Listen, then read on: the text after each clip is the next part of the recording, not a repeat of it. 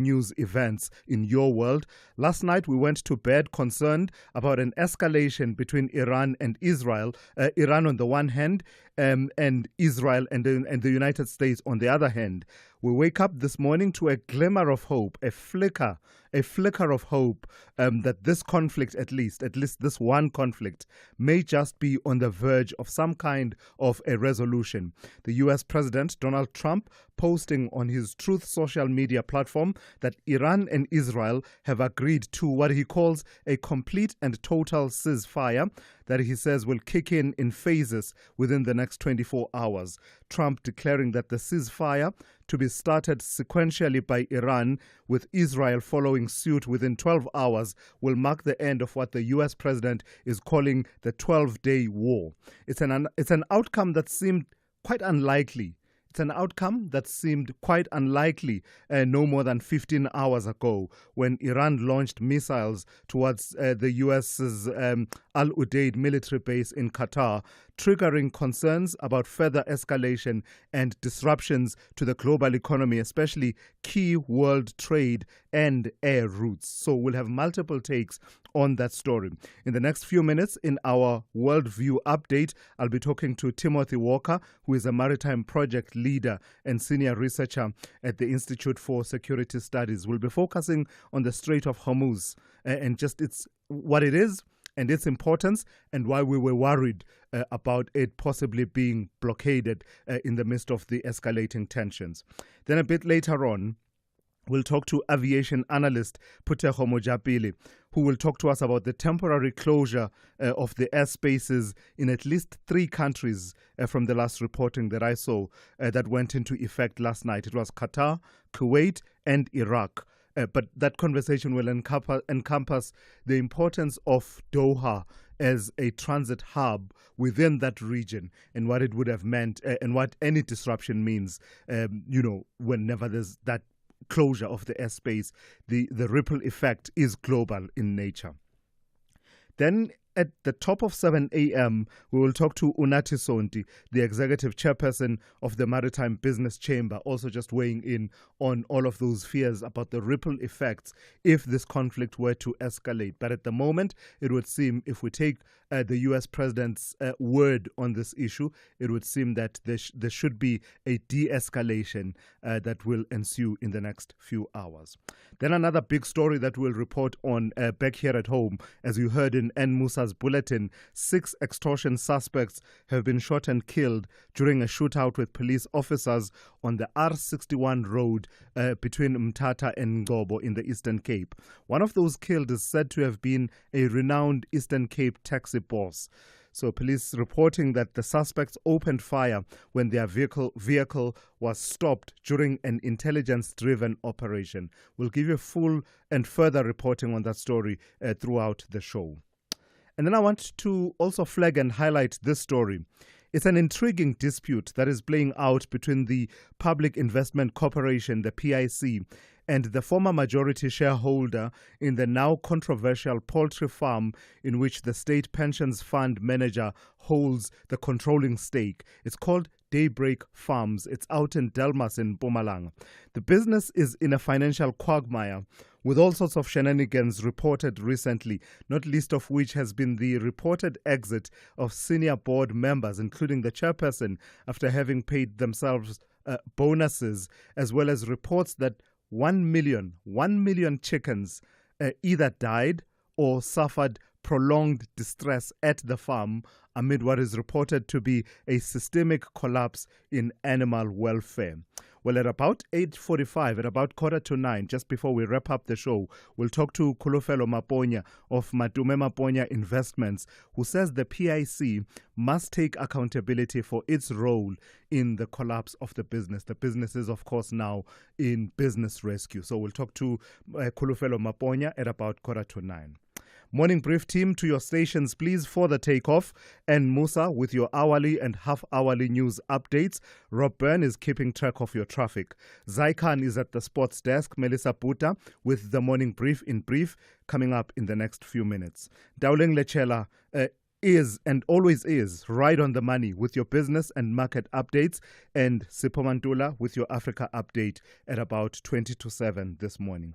Do weigh in on these and other conversations that you want to put on our agenda this morning. You can do that by calling me on 086 000 2032 or sending me a WhatsApp voice note on 061 410 4107. On social media, get in touch. We are at SAFM Radio on X, SAFM Radio on Facebook and Instagram. And as always, we are live on our YouTube channel, that is SAFM Radio. Lots of ground to cover, folks. So let's get going. We all have an enemy. Not me. Oh, please. Trust me, you do. Some are vocal about it. I mean, they don't shy away from it. Open hatred. Well, at least they're honest about it. Then you get our Satan. Oh, they will hate you in the shadows. Consult the Magoya of Baloi. Maybe an Nkabi for you here and there. Trash your name until it can't even be recycled. Tune into My Secret Enemy and get a front row seat to some of the most spine-chilling stories in the Hall of Betrayal. My Secret Enemy, Mondays at 6 p.m. only on S3. Open up. Winter in Nelson Mandela Bay is for getting out and not staying in. Get outdoors on a green flag hiking trail or go for a game drive at one of 15 private reserves right at our doorstep. Hit the beach or get on board with a whale watching cruise. Explore the historical hearts of our city or come vibe with the locals on a township tour. There's so much to discover. Find Nelson Mandela Bay, South Africa on Facebook or visit nmbt.co.za. Nelson Mandela Bay, your winter and our summer destination. This week on BBC Primetime, watching TV could make you a winner. It's the BBC Primetime Watch and Win competition. Just tune into your BBC Primetime shows, answer a few simple questions on S3's TikTok account, and you could walk away with awesome prizes. From thrilling dramas to jaw-dropping reality shows, the more you watch, the more chances you have to win. Watch, answer, win. Only on BBC Primetime. Airs weeknights 9 to 11 p.m. on S3. Your couch just became the best seat in the game. Great things can happen when you play Powerball and Powerball Plus for 59 million rand in total estimated jackpots this Tuesday. Don't delay. Play Powerball for an estimated 36 million rand and Powerball Plus for an estimated 23 million rand today. Buy your tickets now in store on nationallottery.co.za, the mobile app, cell phone banking, or simply dial *120 *7529 hash for USSD. Panda, Pusha, Play. Players must be 18 years or older. Play responsibly. Ituba is the proud operator of the National Lottery. Big stories of the day. Hashtag the morning brief. Right, let's give you your morning brief in brief with Melissa Puta, who joins me now. Melissa, let's start with the story around the Agriculture Minister, John Steenhuisen. Tell us about this 72 million rand that has been allocated to purchase vaccines. This has to do with the foot and mouth disease outbreak. Morning, Thulasizwe. Yes, so the Agriculture Minister, John Steenhuisen, announced that this money has been allocated to purchase vaccines for all cattle infected with the foot and mouth disease in South Africa. A shipment of over 900,000 vaccines from Botswana Vaccination Institute was received on Thursday. On Monday, the Minister and the Gauteng MEC for Agriculture will visit the current beef lot in Heidelberg, one of the country's largest commercial cattle farms, which supplies 30% of South Africa's beef and has already received 45,000 vaccines. Officials are also tightening protocols on cattle movement to prevent the spread of the disease, emphasizing that only certified disease-free animals should be traded or moved during this time. And the and the changes continue to be rung in KwaZulu-Natal in as far as the ANC is concerned. First, it was the provincial leadership and the changes made by the national leadership there. Now the provincial interim leadership is making changes to the branches. Yes, so they're becoming quite serious in the province. In an effort to regain political dominance in the KZN, the ANC has dissolved its provincial branches and delayed upcoming regional conferences. This move comes after the party's poor performance in the 2024 general elections.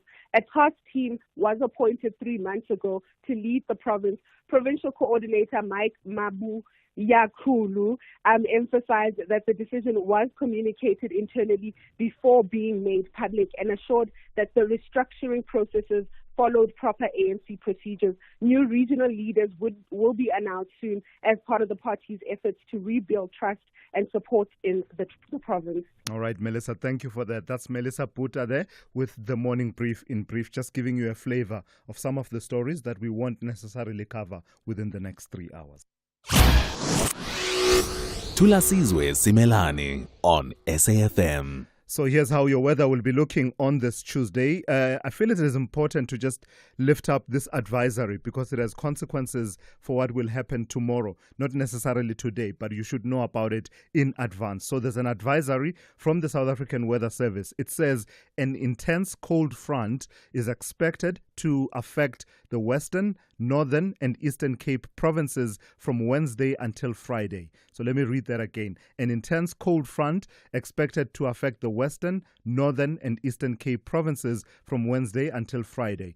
The public and small stock farmers are advised that very cold, wet and windy conditions with heavy rainfall, strong interior winds and gale force coastal winds, very rough to high seas and light snowfall on the high ground can be expected. So that's the advisory for what the weather is going to be looking like from tomorrow onwards in these 3 provinces. The rest of your weather looks like this. Pretoria fine with a minimum of 6 and a maximum of 21. Johannesburg fine 5 to 21. Bombela fine 8 to 21. Polokwane fine 6 to 20. Mahikeng will be fine with a minimum of 4 and a maximum of 23. Bloemfontein fine -1 to 20. Kimberley fine 0 to 22. Uppington fine and windy 1 to 22. Cape Town will be partly cloudy 12 to 16. George will be fine becoming partly cloudy 8 to 23. Gqeberha will be fine with a minimum of 11 and a maximum of 20. East London will be fine with a minimum of 12 and a maximum of 20. Durban will be fine 13 to 21. Richards Bay, partly cloudy, 12 to 23. And finally, Pietermaritzburg will have morning fog, otherwise fine with a minimum of 8 and a maximum of 20. Gordon Ramsay is back, and your favorite kitchen disasters are still somehow in business. New season, same confused chefs, terrifying walk-ins, and enough grease to fry your Wi-Fi. Watch as Gordon tries to fix the unfixable with nothing but sheer rage, British sarcasm, and an iron stomach. Kitchen Nightmares Season 8, Wednesdays at 6 p.m. on S3. Come for the food, stay for the emotional damage.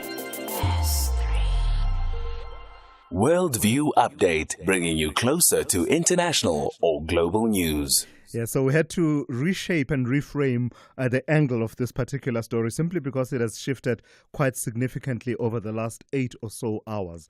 Last night we went to bed concerned about an escalation between Iran on the one hand and Israel and the United States on the other hand. We wake up this morning to a glimmer of hope, as I said, that this conflict at least may just be on the verge of some kind of a resolution. The US President Donald Trump posting on his Truth social media platform that Iran and Israel have agreed to a complete and total ceasefire to kick in phases within the next 24 hours. Trump declaring that the ceasefire to be started sequentially by Iran, with Israel following suit within 12 hours, will mark the end of what he is calling the 12-day war. It's an outcome that seemed unlikely no more than 15 hours ago when Iran launched missiles towards the US's Al-Udeid military base in Qatar, triggering concerns about further escalation and disruptions to key world trade and air routes. Let's talk about that feared disruption to trade, especially. Let's talk to Timothy Walker, who is Maritime Project Leader and Senior Researcher at the Institute for Security Studies. Good morning to you, and thank you for your time. So until this talk of a ceasefire, Timothy, the talk was about further disruption, further escalation. I saw a report that had said that the Iranian parliament had voted to support a blockade of the Hormuz Strait. What is the Hormuz Strait, and why was it of great concern for us that there was the specter of it being blockaded? Good morning, and good morning to all your listeners as well. Yes, it's the Strait of Hormuz is a rather narrow channel of water connecting the Persian Gulf to the Indian Ocean. It's the kind of the choke point, the jugular through which so much of the world's oil and energy transits at any one time, up to about maybe a quarter of the world's needed consumption of energy comes from the Persian Gulf and transits adjacent to the coastline of Iran and Oman. And it's a very narrow corridor, as I say. There's a sea channel or a sea separation lane for tankers going in and out, which is just a few miles wide. So if anybody or any actor wished to, let's just say, choke or signal that there was some kind of political aim they wanted to get from stopping shipping going through that area, in theory, it wouldn't take very much to do if you've got the military means to do it. And that's something which Iran, in particular, has signaled for the last couple of decades. One, that it's building up its forces to do that through mines or drones and missiles. But two, that it's actually prepared to do that as well. But, and this is the big but, what we're seeing at the moment is that maybe Iran has many red lines which it's signaled in the past, which it's not prepared to see violated, such as being attacked. Well, the big one being that its nuclear facilities, if they were to be attacked by Israel or America, it would shut down the strait. And actually, what we've now seen is that's happened, but Iran hasn't done so. It's a very dynamic, often confusing time we're living in. As you say, going to bed and waking up and finding that rather than the expected escalation, there seems to be a potential ceasefire. Although I do note, and I'm seeing just in the last few minutes that the Israeli Defense Forces has mentioned that they are about to be hit by another barrage of missiles from Iran. So again, very confusing. Yeah, it is absolutely confusing, especially when you consider that Donald Trump has said that the agreement entails each side completing those missions that they had already put in place, and then a de-escalation. But let's see what happens in the next few hours. But let's talk a bit more about the Strait of Hormuz. You say that nearly a quarter of the world's oil exports pass through there. And I'm looking at the map. The countries around that strait, I think that really is the story, isn't it? It's countries like Iraq, Saudi Arabia, Syria, and the likes. Tell me about those countries and their importance in the global oil supply, and what the implications would be if that chokehold was to be affected. Yeah, well, there's no real alternative to ships in getting energy, as well as all manner of goods around the world, cargo containers and things like that. And there are many big ports in that area as well, but in particular oil tankers. There's no real pipelines which cross the desert from those countries to other oceans which are away from the conflict area. Most of it has to get channeled through that narrow strait if it's going to get anywhere. And look, you mentioned countries like Kuwait, Qatar, Bahrain. If they're looking to get and receive revenue and imports and exports, it has to go through that area. And as I mentioned, there's been some attempts to get some alternative pipelines, but it's never really been, one, very economically feasible, but two, it can never substitute for the sheer quantity that you can put on board a ship. And if you look at the map and look at the narrowness of the channel, but if you look at a shipping map where all the ships, where their beacons and indicators are, there are thousands of vessels at any one time either looking to or going through or about to go through the Straits of Hormuz. It's a fascinating sort of narrowing down a confluence of political, economic, national interests. And it's not just, like I said, the national interests of those countries within the Persian Gulf who want to get their energy products out. and receive the revenue, which is such a fundamental part of their economies. But it's countries, in particular nowadays, India, China to a big extent, and countries in Asia who need that oil getting out. So it's in their national interest that there's no disruption of any kind to the Straits. So very quickly then, as you mentioned that point, do you believe that's part of the reason why perhaps at that point, when it became clear that this was a possibility, many back channels, diplomatic channels were being worked, including by countries that are not necessarily currently involved in the current conflict, but that have an interest in keeping that trade flowing? Yeah, diplomacy famously is sometimes called jaw of a war, but most countries don't have, obviously, the United States or other Western countries' naval capabilities if they were to want to sail through and prevent missiles from attacking and drones from attacking. You have to rely on diplomacy, and that's countries like South Africa, like most countries around the world, will pick up the phone or message in some way and talk about this or try and get some agreement and leveraging and negotiation. And it's always been a case of potentially like the Strait of Hormuz, the shutdown there, the question over the nuclear facilities up until now has been circulating around, getting Iran, as it were, back to the negotiating table, or from another perspective, getting the rest of the world to get the Americans to stop breaking or leaving the treaties which have been agreed about stopping Iran getting nuclear. So it's a real kind of, it's a card which is being played in a game. You think of it maybe as Iran's trump card. Sorry to use that phrase, but trump card, which they've had in their pocket, but they can't really use, and it doesn't look like they're going to use it anymore. All right. Let's leave it there for this morning. I've got to thank you for your time and your insights. That's Timothy Walker, Maritime Project Leader and Senior Researcher at the Institute for Security Studies. This is SAFM Sport with Zai Khan. Good morning. We'll start with women's soccer. Banyana coach Desiree Ellis believes her final squad has enough versatility to help carry out the big task of defending their Women's Africa Cup of Nations title in Morocco. This, she says, after announcing her final 24-player squad. She says the players need to remember they are also contenders in the competition despite being defending champions. Tell you about the camp. Yes, we're going in as defending champions, but we're going in as a contender as well. You mustn't forget that we're defending champions from 2022, but we also are a contender for this one, like everyone else. The camp has been tough. It's been difficult. Selections always is, and I think that is the hardest part of the job with the selections, because you have so many players raising their hands, and you have to make sure that you get everything right, the combinations, the mix, everything. You have to look at the versatility of players, how that's going to impact later in the tournament. Now, Pepe's goal in the 89th minute gave Porto a 4-4 tie against Al Ahly in a back-and-forth match, but both teams eliminated from the Club World Cup, and that was on goal difference. Neither could score again to finish above Inter Miami after they had a 2-2 tie with Palmeiras. Now, Botafogo, they booked their place in the last 16 at the expense of Atletico Madrid, despite a 1-0 defeat by the Spanish side. Tennis action, Brazil's João Fonseca recovered from losing a first-set tiebreaker to go on to beat Zizou Bergs in the opening round of the Eastbourne International, and he went on to win, as well as we have Ekaterina Alexandrova setting up a second-round encounter with Maria Sakkari at the Hamburg Open in Germany. That's a wrap. We'll serve up more sport. Top of the hour. I'm Zai Khan.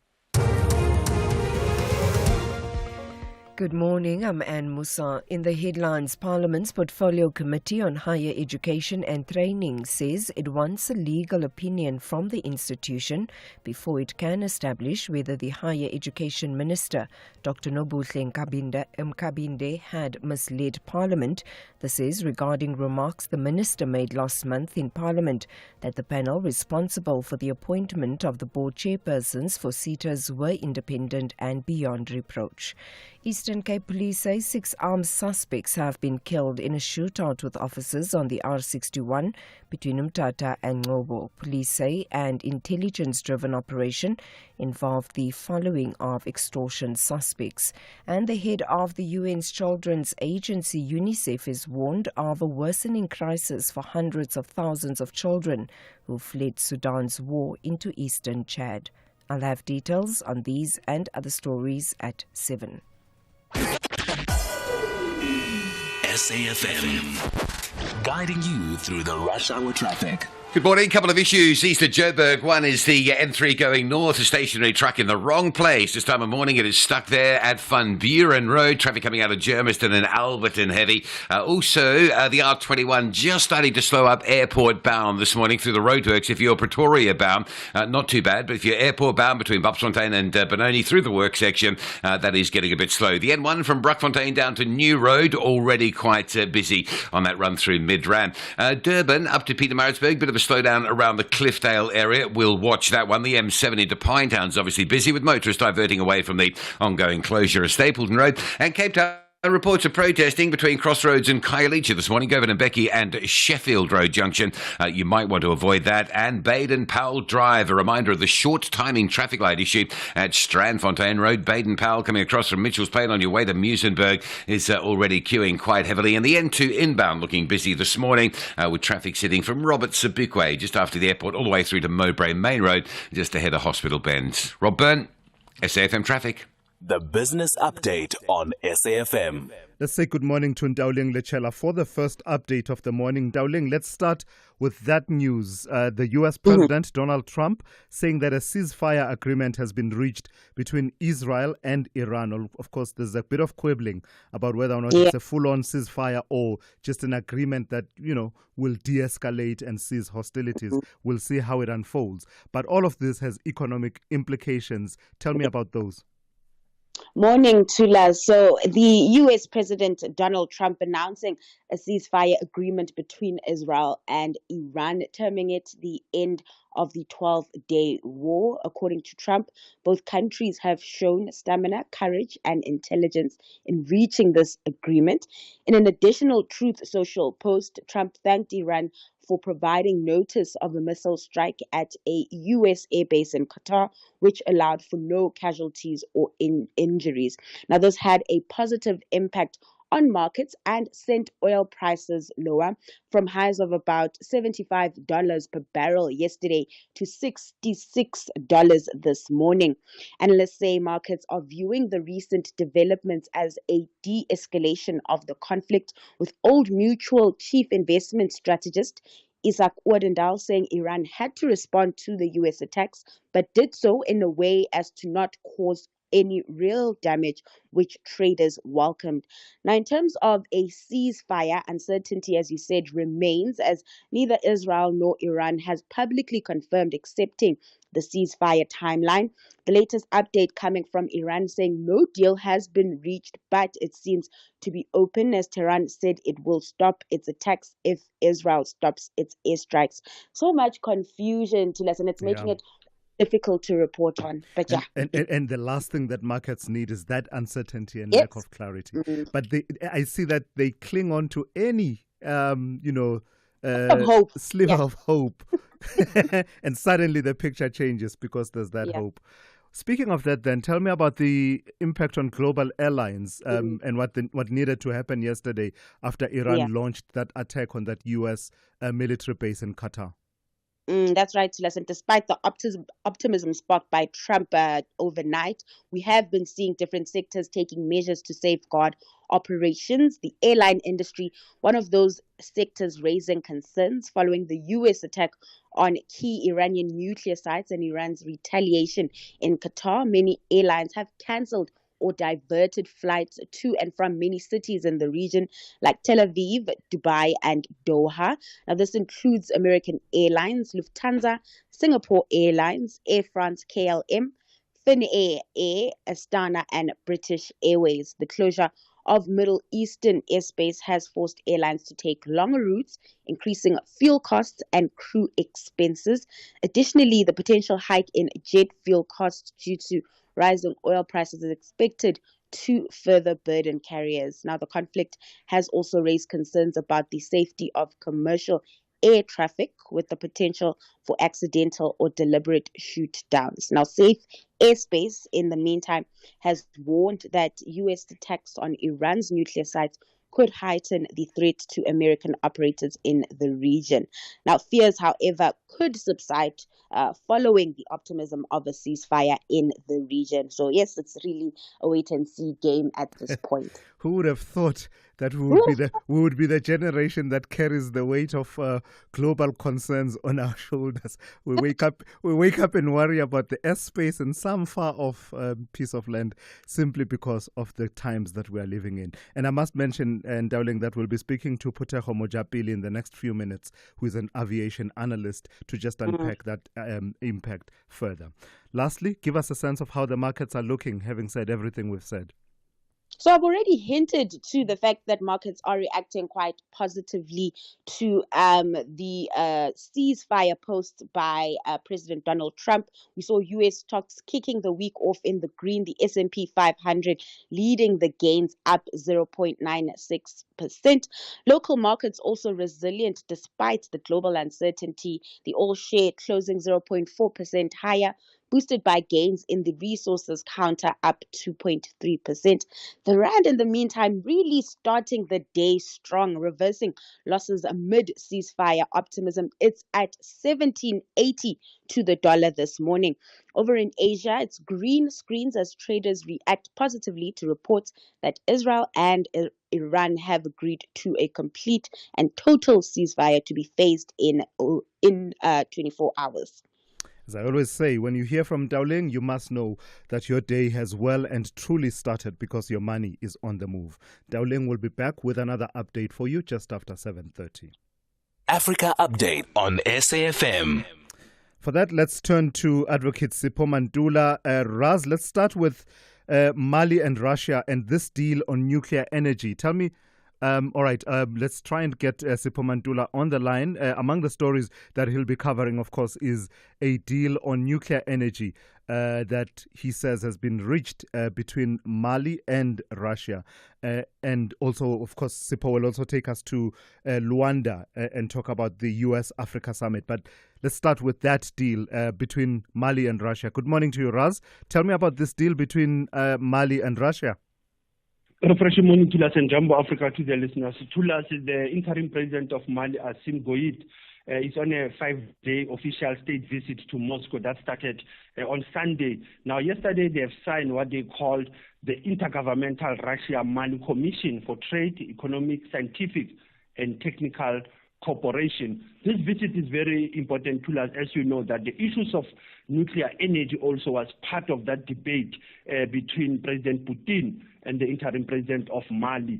And hence this visit, it is a follow-up also that has happened, as you know, that the Wagner Group was also in Mali at some point, despite all the issues that came out about their human rights violations. But it appears that the Alliance of the Sahel is moving towards Kremlin to strengthen their support to us. And the issue of nuclear energy, very important when we talk about security of energy in the continent to us. Even Southern Africa might pick up some lessons from what the Sahel is doing with Russia.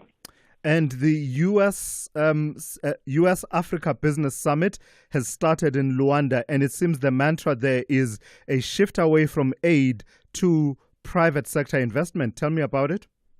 Thulas, this is the first time Angola is hosting this high-level summit that we call the US-Africa Business Summit that started yesterday in Angola. There are many bankers there, diplomats, AU, policymakers.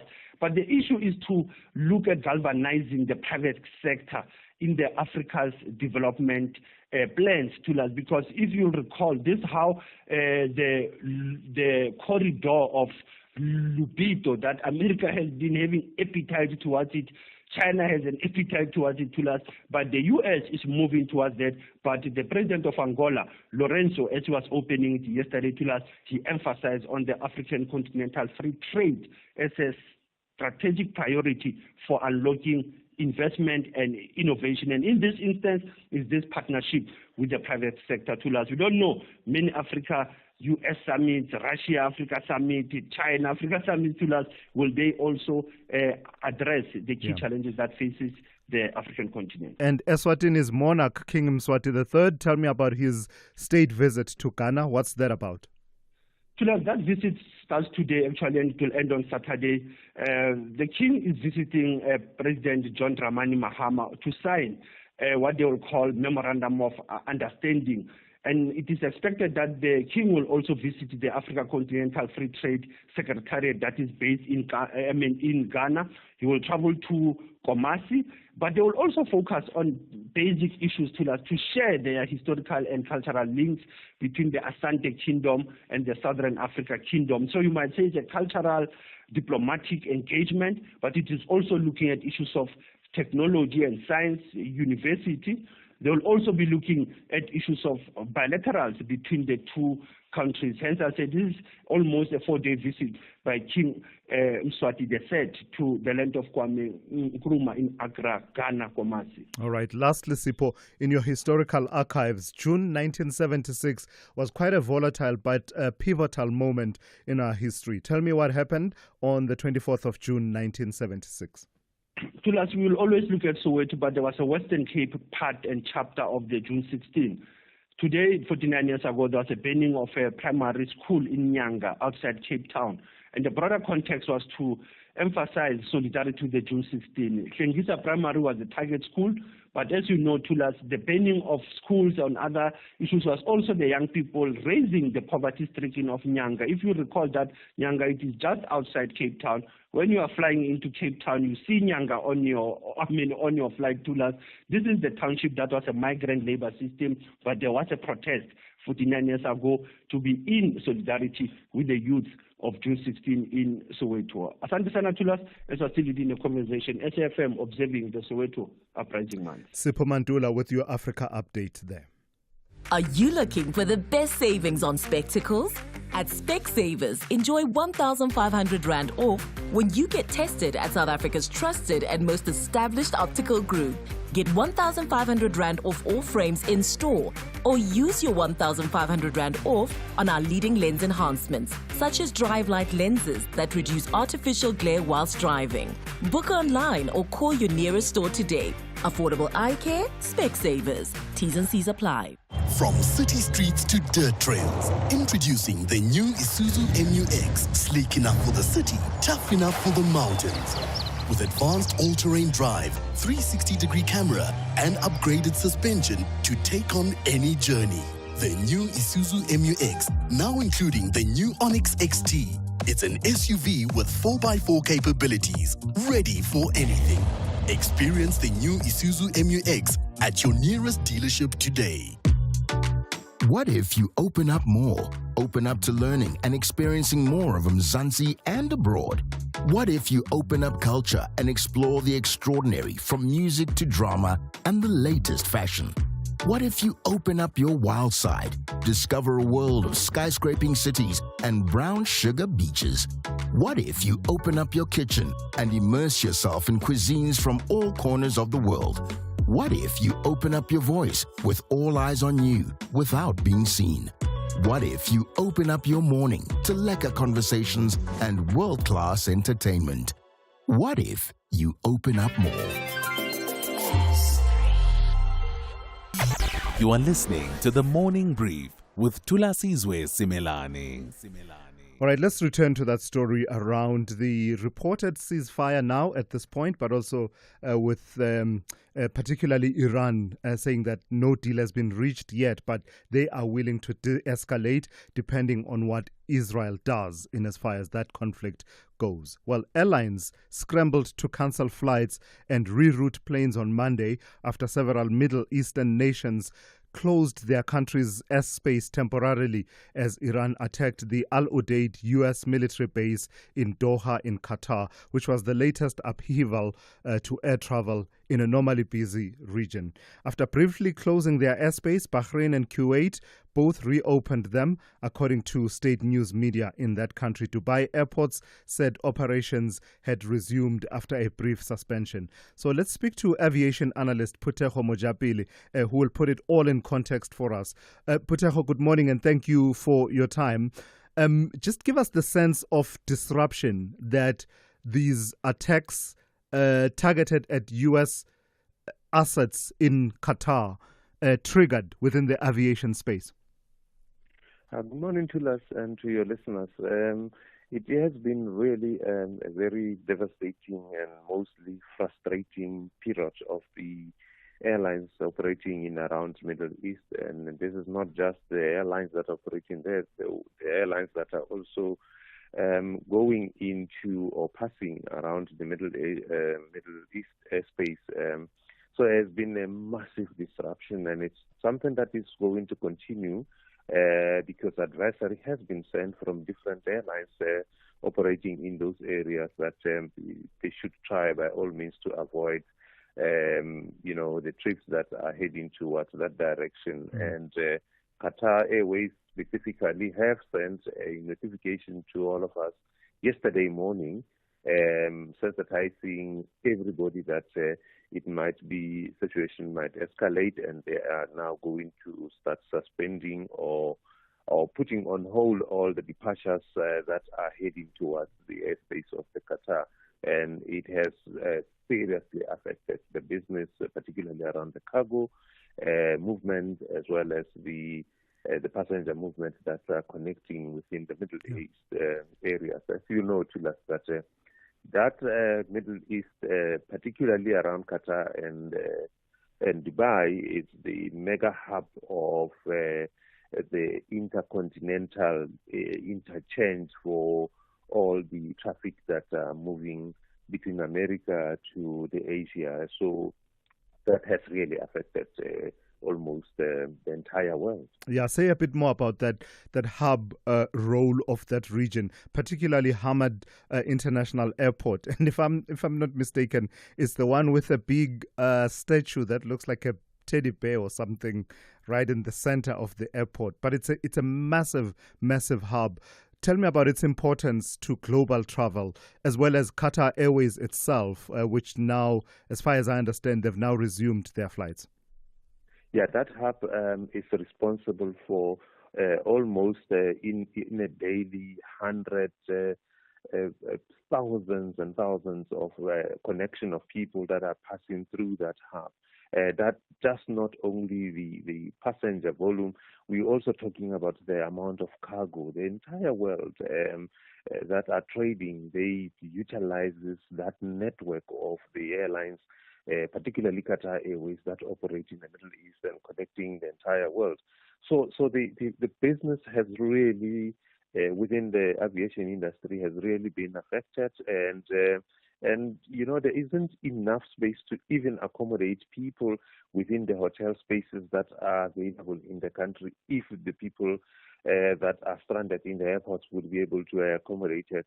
It has been really a frustration for the OCC of the airline. I was talking to, fortunately, one of the Qatar Airways spokesperson is one of our own in South Africa, Kabelo Ledrava. I spoke to him yesterday. Many times I've been inundated with his calls updating the situation, and they have managed to restore at least minimum of about 35% of the services, but they are hoping that as the day progresses today, they would have at least recovered almost 100% of the services. But it is going to be a very difficult. What also to us that I just wanted to highlight that is that passengers that are connecting around Middle East around this time, it is important that they take a really serious issue when they are going to be connecting, that there should be some airlines, particularly here at home in South Africa, that can go direct to almost all six continents that we have in the world. So over Tambo, it would give you at least direct airlines that go to other destinations. So they should avoid Middle East at all costs. It's going to escalate situation as we progress. But I imagine then, Putejo, that cost becomes a factor. But very quickly, what is this concern about? Is it scientifically the fact that the last thing you want to be doing is to be flying a passenger aircraft or a cargo aircraft in a space where missiles could be flying all over the place? One recalls incidents like that MH17 a flight that was shot down over Ukraine.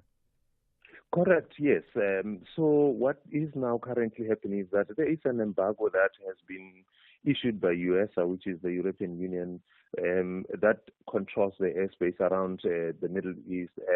There have been prior to these attacks, there have been a serious concern to avoid that corridor within the Middle East. And so they are basically saying to all the travel agencies and almost all the operators within the aviation space to avoid the space. So it's going to be a little bit empty around that corridor for the next couple of days, and it's going to, situation will escalate, as we know that it has happened before. Me and you, we know what happened during 911, and I think we don't want that situation, and it looks like it's going to be something like that. All right, Phuthego, I've got to thank you for your time and your insights this morning. That's Phuthego Mojapele, who is an aviation analyst. SAFM, guiding you through the rush hour traffic. Very good morning. The N1 North in Johannesburg under pressure this morning on the run through to four ways coming up from Randburg and Velspruit and Parkside. There's a crash around Malabongwe Drive that has traffic pushing back to 14th Avenue. Stationary truck N3 North at Van Buren. It's a dreadful morning coming out of Germiston and Alberton. Traffic backed on the N3 and N12s into Elands and then all the way up to that truck around Van Buren Road. Also, Eugene has sent us a message about a stationary bus on the N14, the Krugersdorp Highway, coming up from Pinehaven on your way to Muldersdrift. So Pretoria bound just around the 114 exit in the Muldersdrift area. That's where you drop down to a single lane. There's a bit of queuing pressure there as well. And Pretoria, Montana side, Sefagamakatu to the highway and across the highway down to Moloto Road, looking very slow as well. We've been talking this morning about some delays heading up towards Cliffdale on your way to Pietermaritzburg. It's a stationary truck again in that normal sort of construction spot where they break down. So from Key Ridge up to Cliffdale, it's all very heavy. M7 into Pinetown, dreadfully jam-packed. Of course, the closure of Stapleton Road that continues to force extra traffic volumes on that M7 as the alternatives up over St John's Avenue Bridge is very heavy. And Cape Town, the N1 into town, quite slow this morning from Platt to Cliff Hill all the way to Cooper. Going to change the N2 from Robert Sobukwe, jamming up right through to Mowbray Main Road. And, of course, you're sitting on Baden-Powell Drive. Those traffic lights, short timing at Strandfontein Road, big delays if you're Muizenberg bound. Rob Byrne, SAFM Traffic. Thulasizwe Simelane on the Morning Brief. Weekdays, Monday to Friday, 6 to 9 a.m. Let's put the spotlight on issues of governance now, financial governance. The Public Service and Commercial Union of South Africa, that is the PSCU, is calling out what it describes as gross financial mismanagement at the Government Pensions Administration Agency, GPAA. The PSCU cites more than 500 million rand in questionable expenditure. In a formal letter to GPAA CEO Gidiboni Madiere, the union is demanding answers within 7 working days, threatening to escalate the matter to Parliament, law enforcement and financial oversight institutions if no adequate response is received. Let's speak to Tahir Mayepa, who is spokesperson for the Public Service and Commercial Union of South Africa, PSCU. Good morning to you, Tahir, and thank you for your time. What is at the root of your concerns that led you to writing this letter to the GPAA CEO? Good morning, Thulasizwe. Thulasizwe, we received a whistleblower provided us with the GPAA internal audit report, which basically highlights about 500 million heist within the institution. And as you know, that the GPA is an administrator for the government employee pension fund. They are responsible to disburse pension funds to the depositors and also look after the funds. Similarly, like PIC that does the investment. So what has happened there in terms of what the report outlines, concerns have been raised regarding tender processes which breach the Public Finance Management Act, the PFMA, and the tender protocols. That's compromising the security of the fund itself. And, you know, GPA, PIC, and GPF, they've been a crime scene for a couple of years. And we have been fighting this misdemeanor and corruption that has been happening in these institutions because of yearly millions and billions of pensioners, public servant pensioners, are being embezzled and stolen from these institutions. So this is a report that ordinarily you would not have had sight of but for the actions of this whistleblower. Tell me about some of the examples that it shows that have you concerned. I saw a reference to some kind of expenditure on lease liability ballooning from 67 million rand to 495 million rand. What's that about? Yeah, so what has happened is that there's been a couple of tenders that JIPA has issued in relation to IT, in relation to their offices, in relation to a number of things. But if you look at the manner in which these tenders have been done, they were not done in terms of the law, in terms of how they should be projected. So monies have been paid to service providers over and above what they have been entitled to.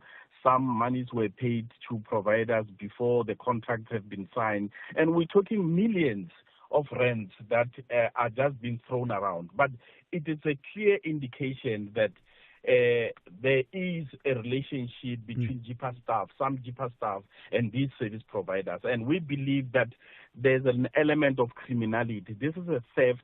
It's got nothing to do with irregularity. It's stealing. Basically. So have you gone to take that up with the relevant authorities, including the police? Not yet. What we said to the CEO is that we are giving an opportunity to explain yourself and what you are doing about this report. And this is their report, remember. It's an internal report. And we believe that this is just the tip of an iceberg.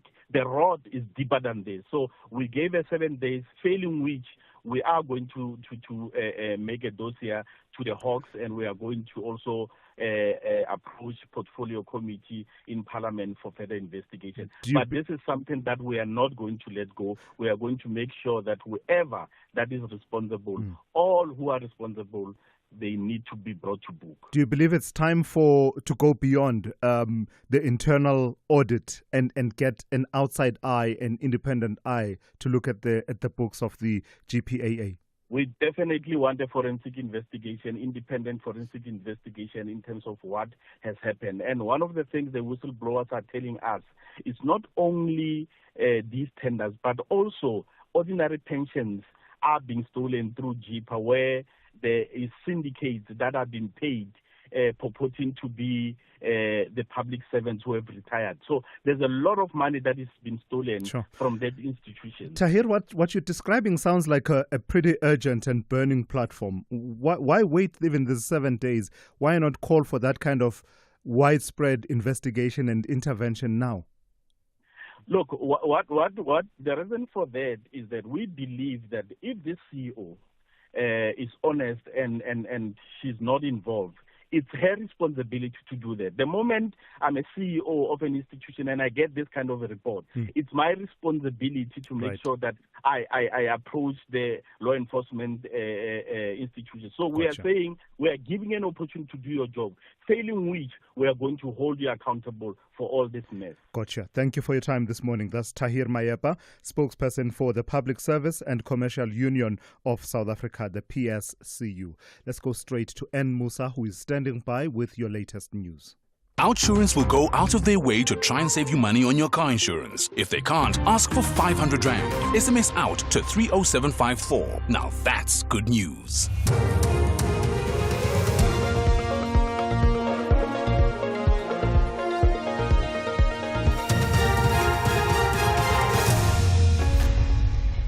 In our top stories, Parliament Committee seeks legal opinion on Nkabane, and UNICEF warns of worsening situation for children on Chad-Sudan border.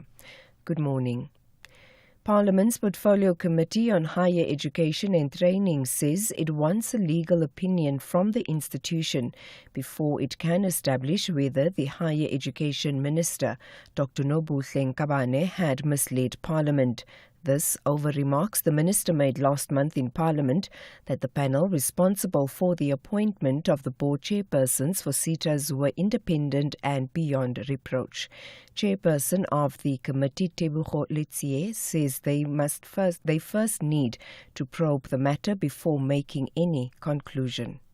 what consequence management for the minister. So the committee was deliberating on whether we should activate Section 17, subsection 2 of the Powers, Privileges and Immunities Act, which speaks about the consequence management should anyone come to Parliament and mislead Parliament or to give Parliament inaccurate responses. We deliberated on that and we said we will obviously ask legal to help us there, but can we say that the minister would have misled us, or we must bring her to the committee to clarify what she said on the meeting of the 30th of April? Eastern Cape Police say 6 armed suspects have been killed in a shootout with officers on the R61 between Mthatha and Ngobo. Police spokesperson Ubuntu Gantana says an intelligence-driven operation involved the following of extortion suspects. It's alleged that when police stopped their vehicle, the suspects got out and opened fire. Our Tambo District Commissioner Norman Modishana. The suspects that are involved in extortion and some of the cases of murder. So as they were following up, they identified this vehicle. This vehicle was traveling on the R61, and as they were trying to stop this vehicle, then the suspects got out of the vehicle and then they started shooting at the police, and then the police retaliated and fatally shot 6 suspects. Defence counsel in the Senzo Mehiwa murder trial, Charles Simnisi, has told the High Court in Pretoria analysis of a dental examination does not show accused number 3, Mthobisi Ncube, had a gold tooth. Advocate Mnisi cross-examined cell phone analyst Sergeant Moses Mabasa. Ncube and 4 others are on trial for the 2014 murder of the Bafana Bafana captain.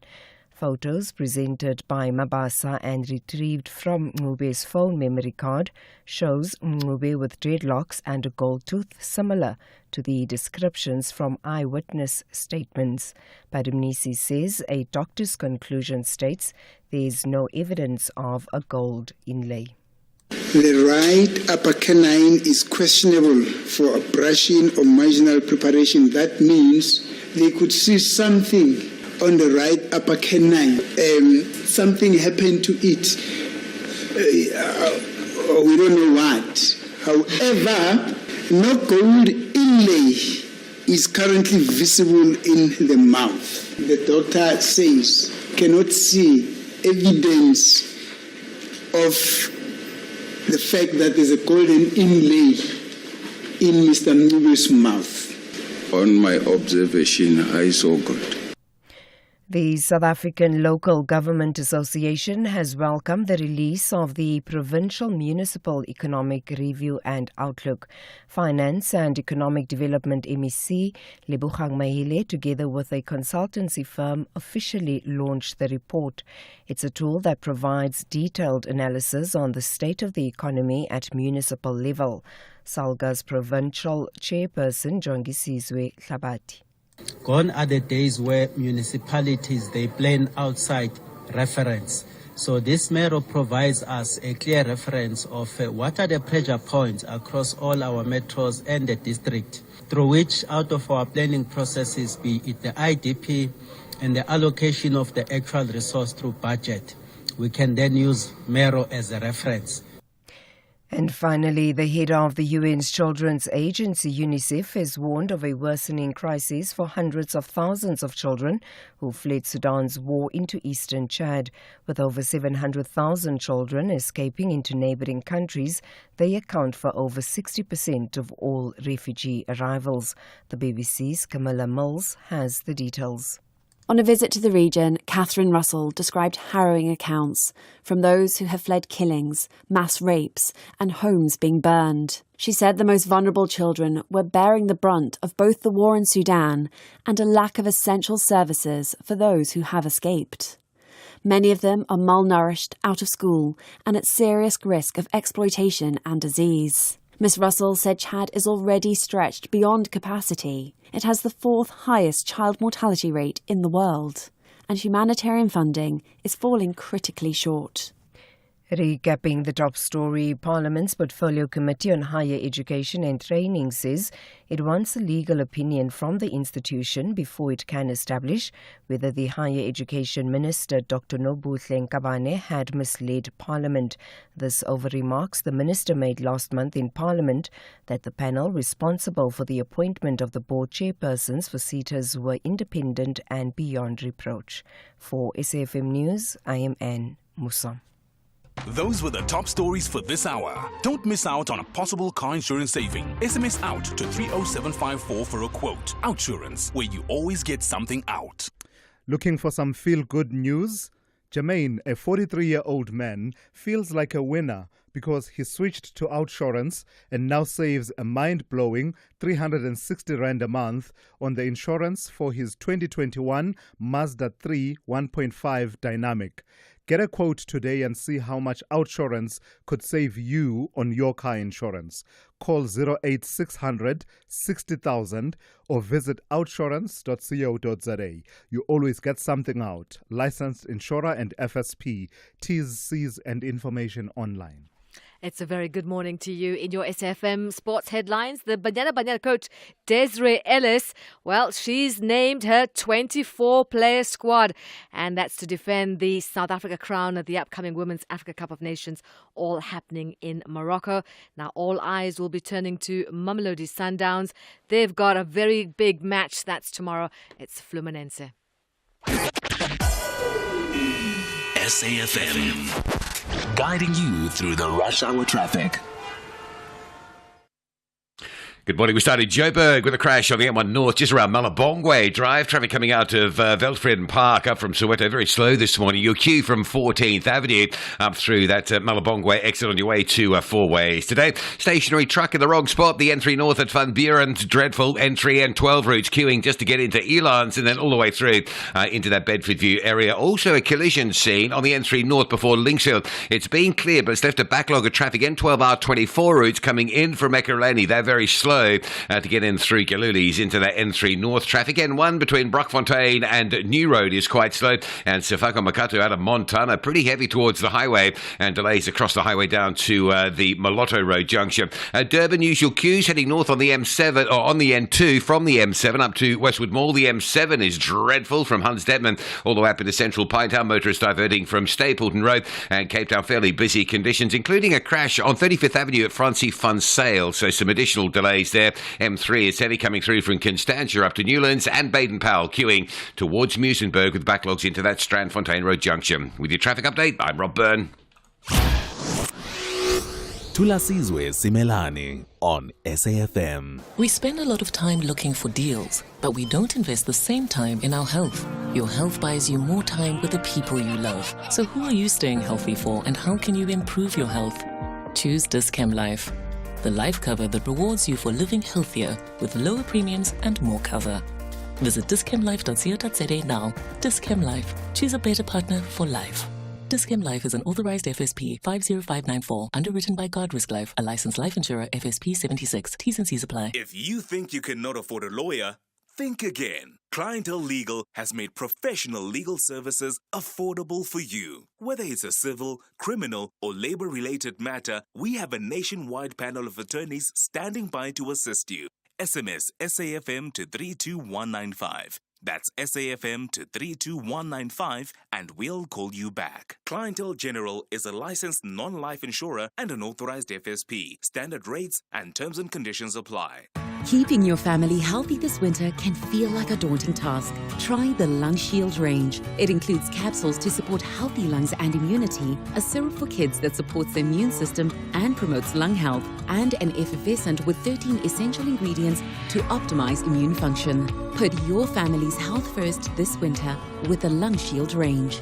Available without a prescription at leading pharmacies. Lung Shield, prescribed by doctors, recommended by pharmacists. Great things can happen when you play Powerball and Powerball Plus for 59 million rand in total estimated jackpots this Tuesday.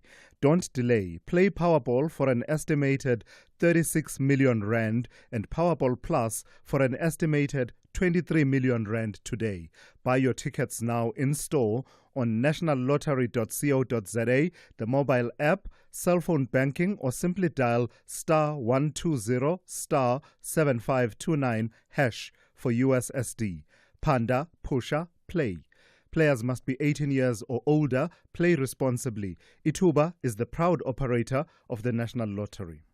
Big stories of the day. #The Morning Brief. Welcome to the second hour of the show. Let's get started straight up with this story. 6 extortion suspects have been shot and killed during a shootout with police on the R61 road between Mthatha and Ngobo. One of those killed is said to have been a renowned Eastern Cape taxi boss. Let's speak to Brigadier Nobuntu Kantana, who is the spokesperson for the SAPS in the Eastern Cape. Good morning to you, Brigadier, and thank you for your time. Tell us about the circumstances leading up to this shootout and the death of these 6 suspects. Good morning, Thulasizwe, to you and the listeners at home. As SAPS, we can confirm that 6 armed suspects were fatally shot during a shootout with police on the R61 between Mthatha and Ngobo. This was the police were following an intelligence-driven operation which was targeting individuals that were suspected of involvement in extortion activities within the area. As narrated before, police stopped the vehicle and the suspects stopped the vehicle, and when they stepped out, this is when they opened fire on the police, and police returned fire in self-defense, and which resulted in their fatal shooting. Saying that this was an intelligence-driven operation, I imagine that you don't deploy that kind of strategy for any common crime, any random crime, but actually for crimes that you consider to be particularly problematic. Were the activities of this particular taxi owner and these other suspects, were they that of that significance in the area and disruptive to life and activities in the area? Tell me about the impact they were having that you were seeking to curb. It is suspected that the suspects that were fatally shot were involved in extortion activities within the area, but unfortunately, because this is part of an ongoing investigation, I am unable to divulge much in terms of that at this moment. And in terms of any injuries or impact on the police officers that were involved in this incident? There were no police officials that were injured during this incident. And how does this fit in with your broader investigations around extortion syndicates and activities in and around that area, around Mthatha? And part of the reason I ask this is that a few days ago, we saw a report that talked about even the aid workers from Gift of the Givers who were trying to, deliver water in affected communities affected by the flooding, also encountered people that were seeking to extort them and threaten them.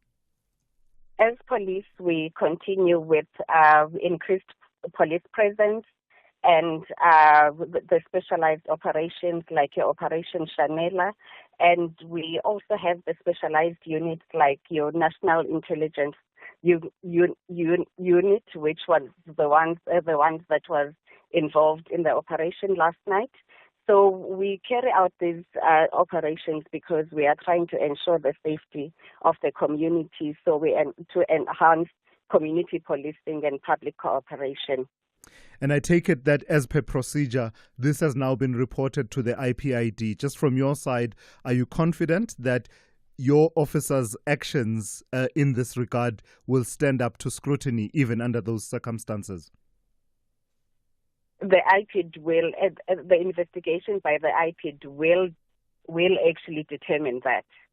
All right. I do not want to preempt the outcomes of the investigation. Okay, great. I've got to thank you for your time. That's Brigadier Nobuntu Kantana, the spokesperson for the SAPS in the Eastern Cape. Honey, what are you doing? I'm stretching for tonight. I thought you're not dancing at bachelorette parties anymore. Baby, we need the money to put Johnny through matriek mos. And what's the police uniform for? The clients feel safer when I wear it. No, man, just sell your bucky to We Buy Cars. They give the best prices and they pay you within minutes. Okay, but can I just go and dance one more time, please? You know how much I love it. No, the buyer's already on his way here. Wow, okay. Strapped for cash? Just sell your vehicle to We Buy Cars. The easiest way to sell your car by far. A stage awaits. Not for applause, but for possibility. For over 40 years, Standard Bank has championed the arts. And at the National Arts Festival, we don't just watch talent rise, we help grow it. Through our Standard Bank Young Artist Winners, raw voices find power, unseen stories take the spotlight, and what begins as a dream grows into a legacy. Join us in Makanda for the festival. Standard Bank, proud lead sponsor of B20 South Africa, an authorized FSP and registered credit provider. Every murder has a moment when it could have been stopped. Countdown to Murder takes you inside the chilling timeline from ordinary days to unthinkable crimes. Real stories, real people, and the final hours before everything fell apart. Countdown to Murder.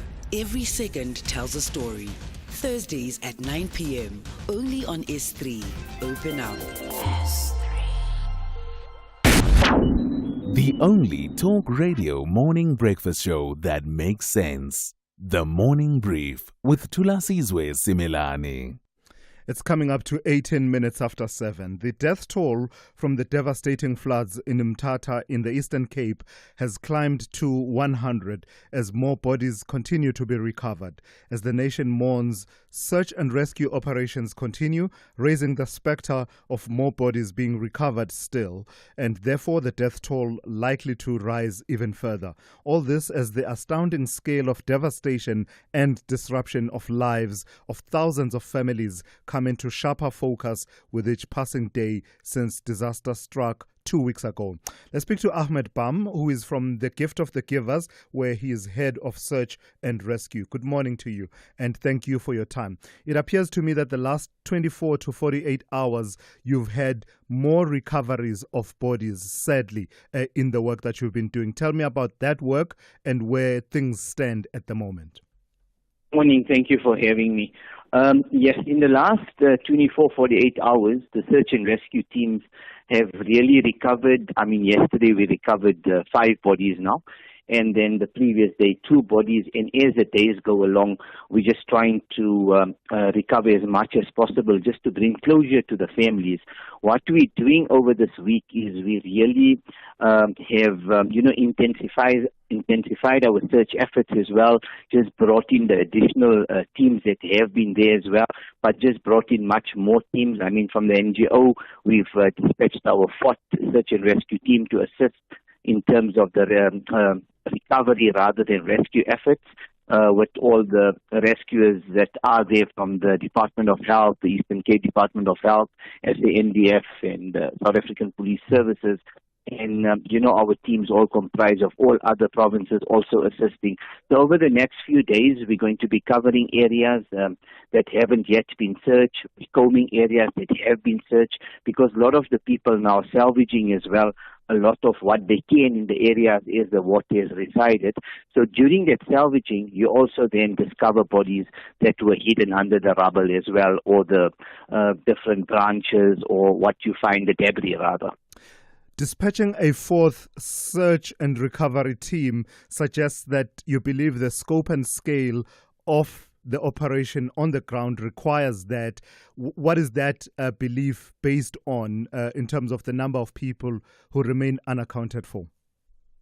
Yeah, being on the ground and just seeing this huge volume of water and the devastation it's caused and how widespread it is, it's called for, in our rescue terms, as the water will recede and, come onto the main channel, you'll then see in the areas that where the water was, how high it went. That's normally where it carries a lot of the bodies will be found under the debris, if I put it that way, or where there's thick bush or thick swampy-like areas. That's where you'll find bodies. And after like 15, 20 days, 25 days, bodies do resurface, decomposition sets in, the bodies bloat, and then they are more detectable as well to the canine dogs or to the people that are doing the rescues in terms of it. As far as we know, there is still, I think it's under 20 people that are reported missing, but with the recent bodies that were recovered, obviously family members will just need to identify them, and we'll continue up until we do have now, where people are saying their loved ones are not missing. We're going to try our best up until Saturday. Then it will be reassessed by all the stakeholders, and then we'll see what further actions need to be taken.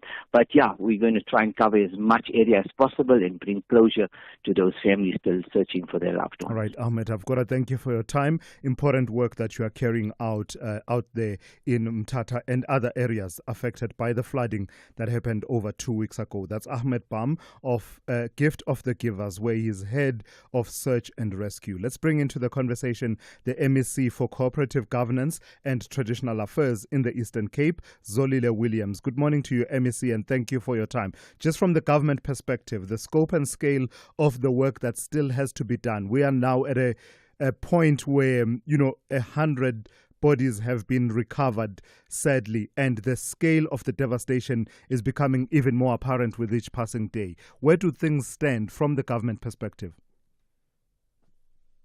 Thulasizwe, and good morning to the listeners of SAFM. Well, Thulasizwe, as you know, the numbers have been just increasing through the efforts of our rescue and recovery teams. So it's quite a great devastation, as you may imagine. And currently, we are trying to put pieces together in terms of those communities that have been affected, being allocated to new pieces of land that we have engaged people on their private people that are coming to offer land to us. There's government land and so on. So we are currently finalizing negotiations for the resettlement of those communities. And we will be starting with TRUs for those communities to be located in those TRUs, whilst through a means test, we will then be dealing with those who qualify for the construction of those houses for them and so on. But it will be a thoroughly consultative process with those communities so that we can resettle them properly. Say a bit more for me, MEC, about what you're calling TRUs. These are the temporary residential units, are they? And how exactly are they being procured, and how many are you looking to procure? Look, to us, is that there are above 4,000 that we need. But if you look at province-wide, it's close to 6,700. So that's the number that we're looking for. Just from the recently created need created by the floods, is it? Exactly, just from these recent floods. Because there were people in Butterworth, more than 1,100 have been hugely affected. So we're also focusing on that. And already from our own coffers as a province, we have put aside about 120 million. And to move with this work, we will need close to 450 million. And so it's work in progress that we are currently dealing with. And how important is it that the state of disaster has been declared around that area? That's quite important, Caesar, because we will be able to get support from national funding. And so far, the amount is about 5.1 billion after the assessments have been made, and about 3.1 billion relates to all the affected government departments in terms of their infrastructure, hospitals, schools, and so on. And about plus minus 1.8 is on local government infrastructure, which includes roads, bridges, wastewater, and water treatment plants. So it's quite a huge amount after the assessments have been made. But we appreciated that a national disaster has been declared. Say a bit more about that figure of 5.1 billion rand, MEC. Is that the quantification of the amount of damage that was caused by the flooding to infrastructure, both public and private? That's it, Caesar. That's the amount that has been assessed, And the other elements that we've been talking to MEC have to do with the immediate needs of communities. Water, drinkable and potable water, has been one that has come to the fore. What does that look like in collaboration with other partners, such as the Gift of the Givers? Well, we are doing all we can, Sizwe, to ensure that everyone is covered in terms of clean water. The only challenge has been the infrastructure that is being repaired. Remember, the infrastructure, especially around Umtata area, was affected, and electricity. So we've restored that infrastructure. So we're pumping our reservoirs in order to reach all the areas. But in the absence of that water, we were giving through water tracking and water cutting. And we've had some glitches in it, I must be honest, where we can't reach everyone at the same time. But we're doing all we can to ensure that everyone is covered whilst restoring the system which normally fed those communities with water. And lastly, MEC, there had been this incident where the Gift of the Givers workers encountered incidents of attempted extortion, which was condemned by the OR Tambo District Municipality. We're reporting now about this shootout involving suspects that were allegedly involved in extortion and the likes. And not to speak glibly about people having died in a shootout like that, but I imagine that when you see that kind of police activity, in a way it means something for you, because you were in a position where this was affecting you and your operations in a situation where there's a dire need for the people.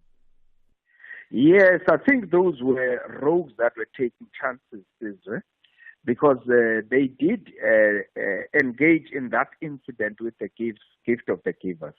And once we were alerted to it, because we knew the vehicle that was involved, we then indicated that to the police commissioner of Umtata. And remember, the NIU is still stationed around Umtata.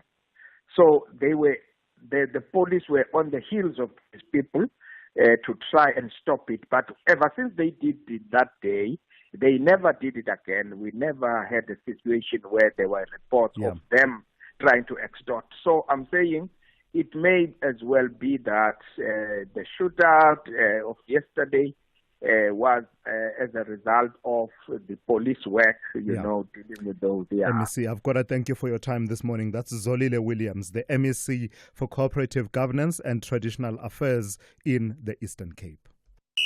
This is SAFM Sport with Zai Khan.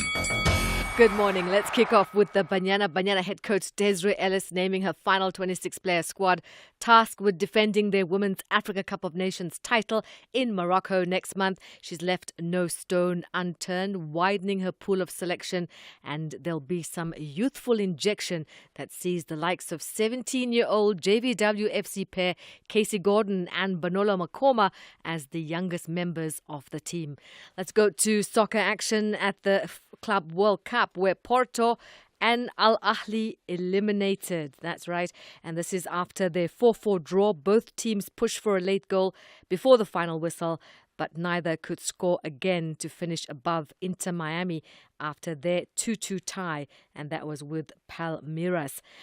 Botafogo booked their place in the last 16 of the Club World Cup at the expense of Atletico Madrid, despite a 1-0 defeat by the Spanish side. Atletico knew they needed to win by a margin of at least 3 goals to qualify, but they struggled to break down the Brazilian team for much of the game. Now, South Africa's Mamelodi Sundowns are bracing for a decisive FIFA Club World Cup clash with the Brazilian giants Fluminense. That's tomorrow. It's a must-win Group F encounter with a place in the last 16 on the line. And finally, the first female and first African president of the International Olympic Committee, Kirsty Coventry, was inaugurated. That's at the organization's 131st birthday. Coventry, a 2-time Olympic gold medalist for Zimbabwe, formally takes office, that's today, after decisively winning a 7-candidate election in March to succeed Thomas Bach. Here's what Bach had to say about her. With her election, you have also sent a powerful message to the world. The IOC continues to evolve. As the first female and first African to hold this position, and indeed the youngest IOC president since Pierre de Coubertin.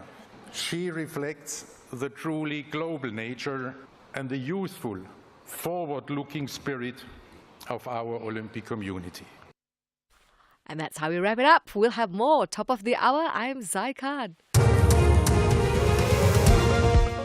Good morning, I'm Anne Musa. In the headlines, Parliament's Portfolio Committee on Higher Education and Training says it wants a legal opinion from the institution before it can establish whether the Higher Education Minister, Dr. Nobuhle Nkapanane, had misled Parliament. This over remarks the minister made last month in Parliament that the panel responsible for the appointment of the board chairpersons for SETAs were independent and beyond reproach. The 7th group of South African troops returning from the SADC peacekeeping mission in the DRC arrived at the Bram Fischer International Airport yesterday afternoon. And the status of a ceasefire between Israel and Iran is unclear, hours after it was announced by the US President Donald Trump. Israeli emergency services say 3 people have been killed in Iranian strikes. I'll have details on these and other stories at 8. SAFM, guiding you through the rush hour traffic. Good morning. A look at the traffic headlines across the country. Joburg's N1 very heavy. 14th Avenue up past an earlier crash at Malabongwe Drive and on the way to Winning at Mandela. So 14th Avenue out to Four Ways, absolutely jam-packed that side of town. Other side of town, it's heavy on the N3. A breakdown at Van Buren, the N12, backlogging to Reading interchange in Alberton, the N3 to Rand Airport interchange. Very heavy on that run through to Galulis this morning out of Germiston through Bedfordview. Crash on Allendale Road at Dane Road if you're leading Tembisa across the Midrand, it's heavy, and a crash on the N14 near the 511 exit at Diepsloot. So that's quite heavy on your way to Pretoria into that scene. Roadworks this morning coming out of Montana, Pretoria on Sefaka-Makato across the highway down to Moloto Road. That's why Sefaka-Makato coming out of Montana towards the N1 is so heavily backed up. A lot of pressure in Pinetown these days. M7 inbound, Hunt Stepman is the back of the queue, right up over St John's Avenue Bridge. The M13 coming out of Pinetown is quite heavy. St John's Avenue Bridge down towards sort of Cowie's Hill and into the N3, Paradise Valley Junction. So a lot of traffic in that part of Pinetown this morning on multiple routes, and of course a lot of localised congestion dealing with the Stapleton Road closure. Cape Town R300's a bit of a standout. Queues from Van Riebeeck Road up towards the N1 highway. Crash on Francie Fun Sale and 35th Avenue causing delays in that busy junction in Parow. N7 Goodwood to Bosmansdam is heavy, and the M5 not as bad as yesterday, but you'll still queue up through Rondebosch all the way towards the Coburg interchange. The N1, by the way, is already busy right through to the city centre area. Rob Byrne, SAFM Traffic. The business update on SAFM. Good morning to you once again in Dowling. Let's start with company news. Tell me about Naspers and their operations in this country taking a knock. What's that about? That's right, Tula. So some of Naspers' local brands are still in the red. In the company's annual results, the Takealot Group, comprising e-commerce businesses and Mr. D, has reported a 20% increase in full-year revenue to 14.8 billion rand.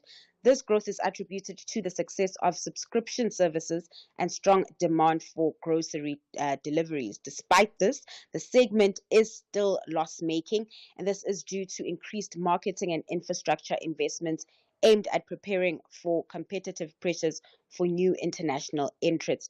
The company, however, remains confident, stating that it is on track to achieve profitability in the 2026 financial year. Media24 also feeling the pain. Revenue there declined 19% to 2.5 billion rands, and it also slipped into the red, reporting a loss of 271 million rands. Despite this, the e-commerce operations held under process, and proceeds from Tencent helped Naspers offset those losses, which then resulted in a 46% jump in its overall annual earnings. So in news related to the overall group that you just mentioned, tell me about Prosus and them betting big on India's tech sector. Yeah, the company's CEO, Fabrizio Blasi, is optimistic about India's potential to produce a $100 billion tech company, drawing parallels with their successful investment in Tencent. Now, with around $10 billion invested in India, Bloisi believes the country can nurture a tech giant worth $500 billion. Prosus has invested in Indian firms like payment service PayU, e-commerce company Mishu, and online food delivery firm Swiggy, and expects several of its portfolio companies to go public this year. While Prosus is excited about the country's prospects, analysts warn that India faces challenges in terms of infrastructure and supply chain efficiency, which can impact the ease of doing business. Adding to that, analysts also warned that the regulatory environment needs improvement to create a conducive environment for businesses to thrive. Now, Prosus is a majority owned by Naspers. It's known as the international arm, listed both on the JSE and the Euronext in Amsterdam. Lastly, Dowling, how are the markets looking at this hour? So starting in Asia, stocks firmly in the green. This as oil prices decline amid hopes of a potential de-escalation in the Middle East conflict. With that, the Hong Kong Hang Seng leading the gains on that front, up over 2%. The positive optimism continuing in the US with futures in upbeat territory, while all eyes are on developments in the Middle East. Traders on that front are also awaiting GDP figures and the PCE print, that being the Fed's preferred inflation gauge. Those prints out later this week. And then coming back home, stocks closed mostly in the green in yesterday's session, with the all-share gaining 0.4%. The Rand making gains today under the 18 Rand mark at 17.81 to the dollar this morning. That's the morning brief. Ntauling Lechela. Look out for one more update from her, and that will be coming up just after 8:30. In which update she will give you a sense of the kind of day you can expect in the markets on this Tuesday. Gordon Ramsay is back, and your favorite kitchen disasters are still somehow in business. New season, same confused chefs, terrifying walk-ins, and enough grease to fry your Wi-Fi. Watch as Gordon tries to fix the unfixable with nothing but sheer rage, British sarcasm, and an iron stomach. Kitchen Nightmares Season 8, Wednesdays at 6 p.m. on S3. Come for the food, stay for the emotional damage. Orbit College is highly spirited and believe they are intelligent enough to secure 3 vital points. But the citizens are confident they will prevail with their top-flight football experience. This is the PSL Promotional Playoffs. Catch the hot contest between Orbit College and Cape Town City on Wednesday, 25 June at 2:30 p.m. Streaming on SABC Plus and SABC2. Proudly brought to you by SABC Sport. For the love of the game. Call Thulasizwe now, 086 000 2032. Yeah, let's bring in some of your reactions to some of the stories we've told you this morning, including also what's on your mind that may not necessarily be on the discussion agenda for the morning brief this morning. A few of you wanting to reflect on the 2 situations in the Eastern Cape, the shootout involving the police and the 6 suspects that have been killed, extortion suspects, as well as the work being done more than 2 weeks after the flooding occurred in that province. Good morning, Thulas. This is Sexen here. Thulas, my voice note for today, is just to thank the rescue teams in the Eastern Cape and the SAPs that managed to shoot and kill those thugs also in the Eastern Cape. I think the work is commendable, and we want to say thank you very much to SAPs for the good work that they are doing. Sexen, thank you. Morning, Thulas. It's Chris in Maritzburg. When are we going to stop counting bodies? The truth of the matter is that South Africans' response to climate change and climate disasters leaves a lot to be desired. We haven't done much, especially to equip people to respond quicker and ensure there's no greater devastation. We need to be doing things differently. We cannot continue counting bodies, especially of poor and working class communities. Morning, Thulasizwe and the listeners. This is Nati from Cape Town. Yeah, with this thing of extortion in Mthatha there, I just wanted to remind the listeners, I think this is the very same bishop who used to call during Stephen Grote's time and then have a robust conversation regarding extortion and taxi industries. We live in an interesting world, Yeah, ne? Yeah. No, that is quite interesting. And that's in relation to that incident, the shooting incident that has been reported out of the Eastern Cape. Details still to emerge, but the reporting being that this is someone who was a well-known taxi boss in that area of Mthatha. As to the issue around climate change that you raise, Chris, I absolutely agree with you. There is a clear sense that our storms are more and more devastating than they used to be. Each weather event you dread. When I was reading the advisory about what is expected in the Eastern Cape, Western Cape and Northern Cape tomorrow, you sort of have that sense of foreboding that, what now? What's going to happen now? We never have light sleet, as they would call it. Is it sleet? We now have heavy snows. And I think people described what happened in September of all times, September last year as a blizzard. And the devastation that it wrought, as well as what you're seeing in the Eastern Cape. There's absolutely a conversation to be had about climate change and resilience. Are we not stuck in a cycle where we acknowledge climate change and its impacts, but in terms of actually building for resilience to climate change, we are lagging behind in terms of innovation around how to cope? When you have a situation, you innovate around it. Think about Japan, knowing that they sit on that particular area in as far as geography is concerned, and volcanic and seismic activity is the word I'm looking for. They innovated to ensure that the impacts can be contained as much as possible. Your public response, emergency responses, all of that must be geared to the realities with which you live. Let's go to Maxwell in Tshwane, because this is linked to what we're talking about. Good morning to you, Maxwell. You want to talk about the Eastern Cape disaster? Good morning, Tulas, and thank you for taking my call. I've got two quick ones. The first one, the Eastern Cape situation, and the last one. Then, Tulas, I think make this make sense to me. Ne? We're here to, even if when any situation there is a disaster, the first citizen of that province must be available. But we had the result. We are hearing that the premier is absent. It's on leave, while the people of Eastern Cape need him the most. What do you make about that situation? Because for me, I think he's not showing that he's really a capable leader or a leadership in that province, because you cannot be on leave while your province are in a disaster like this. Yeah. What do you make about that situation? That's an interesting one, Maxwell. I like how you're asking me directly.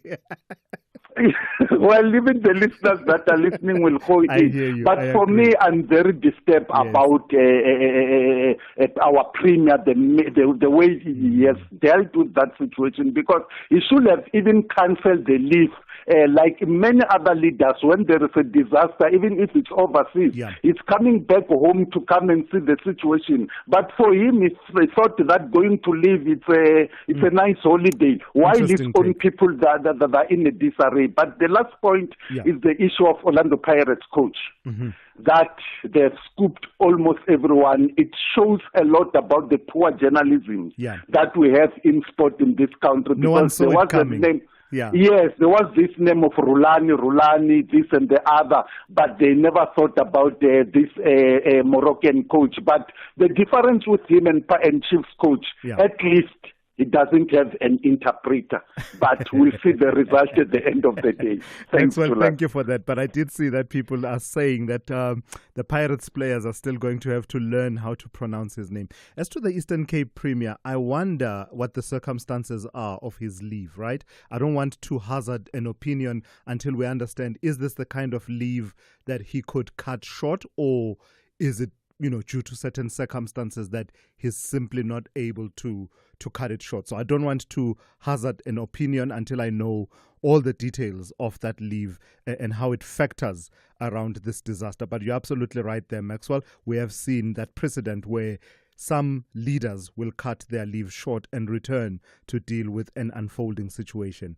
Let me go to Mvusiwe Kaya in the Eastern Cape. Good morning to you, Mawawa. Talk to me about the floods and that situation. Maybe you might be able to hazard even an opinion about what Maxwell has said. Good morning, Mfoed. It's not an opinion, it's a fact that I want to share. Yes. Since I took pension, I now work for the Premier as his special advisor. Yes. And I've been hearing this noise that people are making about the leave that he has taken. And I want to assure the people of our country that Premier prioritizes his job. The leave that he's taking is to focus on his family responsibilities. Mm-hmm. These are responsibilities that he can delegate to another person. Mm. When the disaster happened, he was there throughout those weeks. He was working with the people of OR Tambo, the communities that were affected, coming together with bringing together government institutions to respond to that disaster, working with all these other civil society organizations. This is the same approach that he took in coordinating our response to COVID-19. He has been working throughout. He's not a lazy person. The leave that people talk about, they think it's a vacation leave. No, it's not. Every man has responsibilities to look after his family, and when that time comes, he has to be available. The Premier has appointed a competent MEC to work as the acting Premier, and that MEC, the acting Premier now, MEC Mvogo, is leading the government, the provincial government coordination, providing services, and the MEC was on air earlier on. And the gift of the givers, we're talking about that coordination, that multi-sectoral coordination. But, so I want to assure the people of our country that Premier is out because he's taking care of his family responsibilities. So, but as soon as that is done, he's coming back. Just to be clear, Mawawa, you are saying that at the point at which this disaster struck about 2 weeks ago, he was on the ground and was available and leading the response until he had to take this leave, which you are saying he simply can't delegate the family responsibilities. Yes, he was there. And I mean, there's been a lot of communication put out by the communications team talking about the activity that he was doing from the time the disaster struck. He's really looking forward to seeing the people of our province overcoming this and getting their lives back together. And he's really looking forward to that time. All right. Mawawa, thank you for calling through. That's Mvusiwe Kaya there in the Eastern Cape, weighing in from direct knowledge of the circumstances. It's exactly what I was saying, that I would want to hear more about the details of the leave that the Premier has taken before hazarding an opinion. It brings me to a point that I was making, I think, recently about, I don't know whether it's possible to tweak the powers that certain leaders at provincial and even perhaps district and local levels have around making the call around these disasters. It felt to me at the time when I was hearing about vehicles, children going to school, being swept in the floods, it felt to me as if there needs to be a bit more coordination between agencies like the South African Weather Service, serving with emergency medical teams, emergency services in various provinces and municipalities to feed information to a decision maker that says, we can call it and say, parents, your children don't have to go to school tomorrow. It just felt, I don't know what the circumstances are. I don't want to have a strong opinion, but it felt to me as if a call could have been made or should have been made. Or perhaps in future, someone should be able to make that call that says, the weather service says this will play itself out. I've spoken to the head of disaster management in the province, and we've made the decision that keep your children at home tomorrow. They don't have to go to school. If you don't have to go outside, please do try and avoid that. It just feels like, I even said it needs to be almost like governor-like decision making if you compare with the United States system. Let's take a traffic update with Rob Byrne. SAFM guiding you through the rush hour traffic.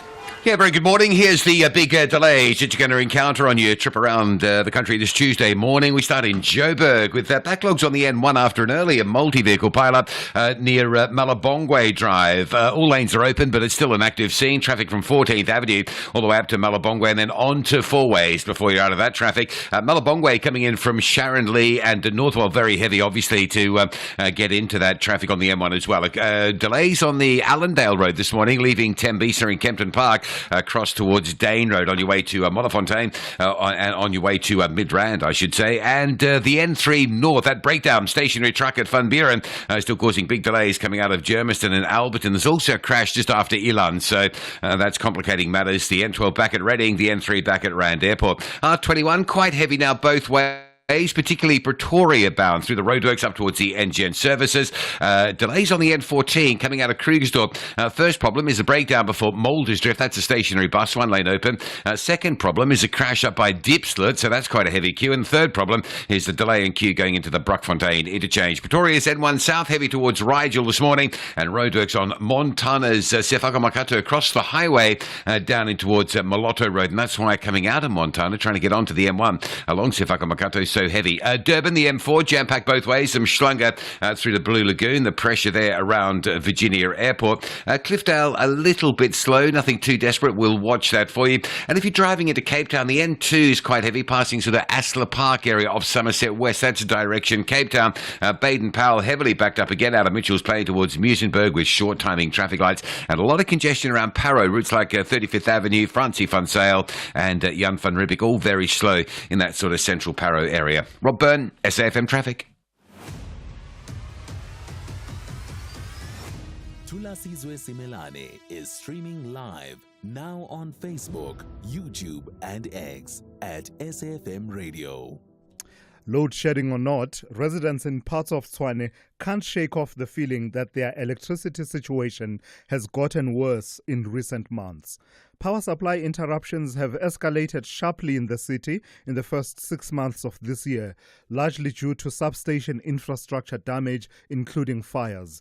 5 substations have burnt out or caught fire thus far in 2025, and the number of outages is said to average around 4,600 per month. 4,600 per month across the city, which is more than the same period last year, we are told. So what ails Tshwane's electricity infrastructure?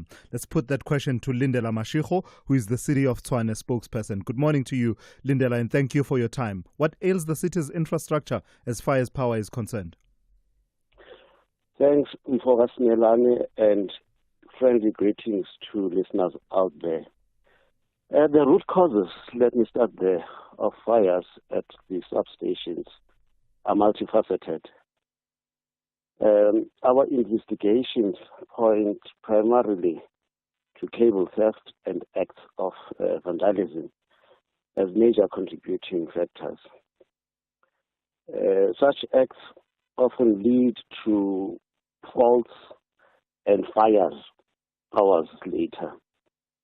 However, the city's substations now have surge arresters, meaning we have devices that protect the substations against the likes of lightning and fires, as I indicated. In all substations, there will be, with time, visible arresters against occurrences of fires and lightning or any related happening at our substations. Furthermore, as an intervention to address your question, we have installed fire suppression system, and those that are old substations are being retrofitted to ensure that these buildings are safe in the case of fire. You raise a significant question of what are we doing as the city. We have since, you will know, a month or so ago, there was a budget being tabled and we had a soccer address by the executive. We have a dedicated budget now that has also been channeled to our Tshwane emergency services to ensure that there's full compliance to fire protection at our substations.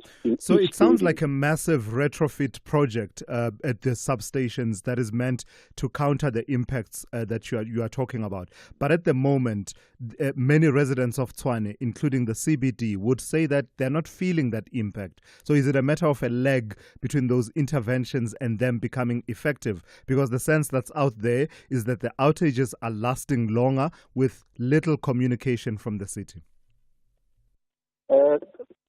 There's, on our part, strides that have been made.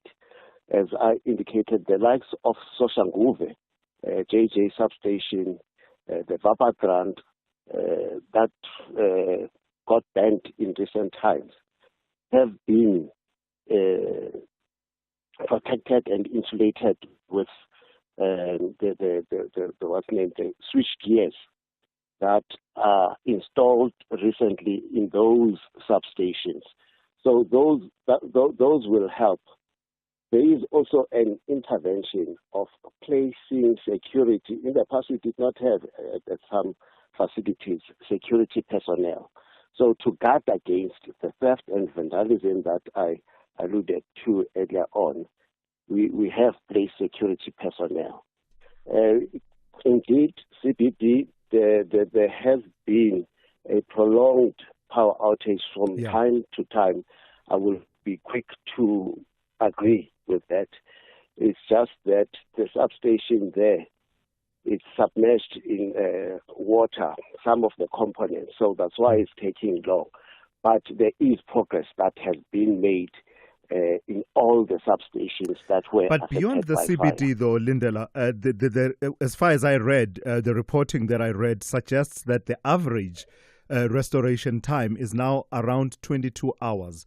That's a very long time, and one can imagine that there are instances that vary from that average, that where actually it's even longer than that. Why does it take so long to restore power?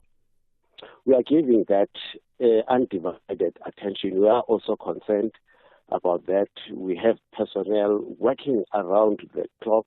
At times they get stretched. At times they are intimidated by the very customers that we seek to serve. We are attending to the matter. What does attending to it mean? What practical interventions are you putting in place that will ensure that when there's an outage, it is resolved as soon as possible, from the point of it being reported to the first crews arriving at the affected substation to switch on? What I want to hear is more content than you using words that say we are attending to it. We have 7 regions. Wherever there is such an incident, and within a region, we try to enlist personnel from the other regions that are not affected that much. But as I said, we are giving priorities to such matters. We are taking personnel, artisans, technicians from other departments, from other regions, to see to it that we tackle such outages timelessly. And lastly, just in terms of the numbers that I was citing, is that the figure that we're dealing with? 4,600 outages on average per month compared to 4,500 last year this time? The figures vary. It depends at the time. Mm-hmm. I can furnish you with the latest, not necessarily disputing those. Yeah. But we are addressing all the outages as we see them. All right, Lindela, I've got to thank you for your time this morning. That's Lindela Mashego, who is the City of Tshwane spokesperson, talking about the situation that is concerning residents of Tshwane, the number of outages that are occurring across the city and the time that it takes to get those restored. Let's head on over straight to N. Musa, who's got your latest news. Outsurance will go out of their way to try and save you money on your car insurance. If they can't, ask for 500 Rand. SMS out to 30754. Now that's good news.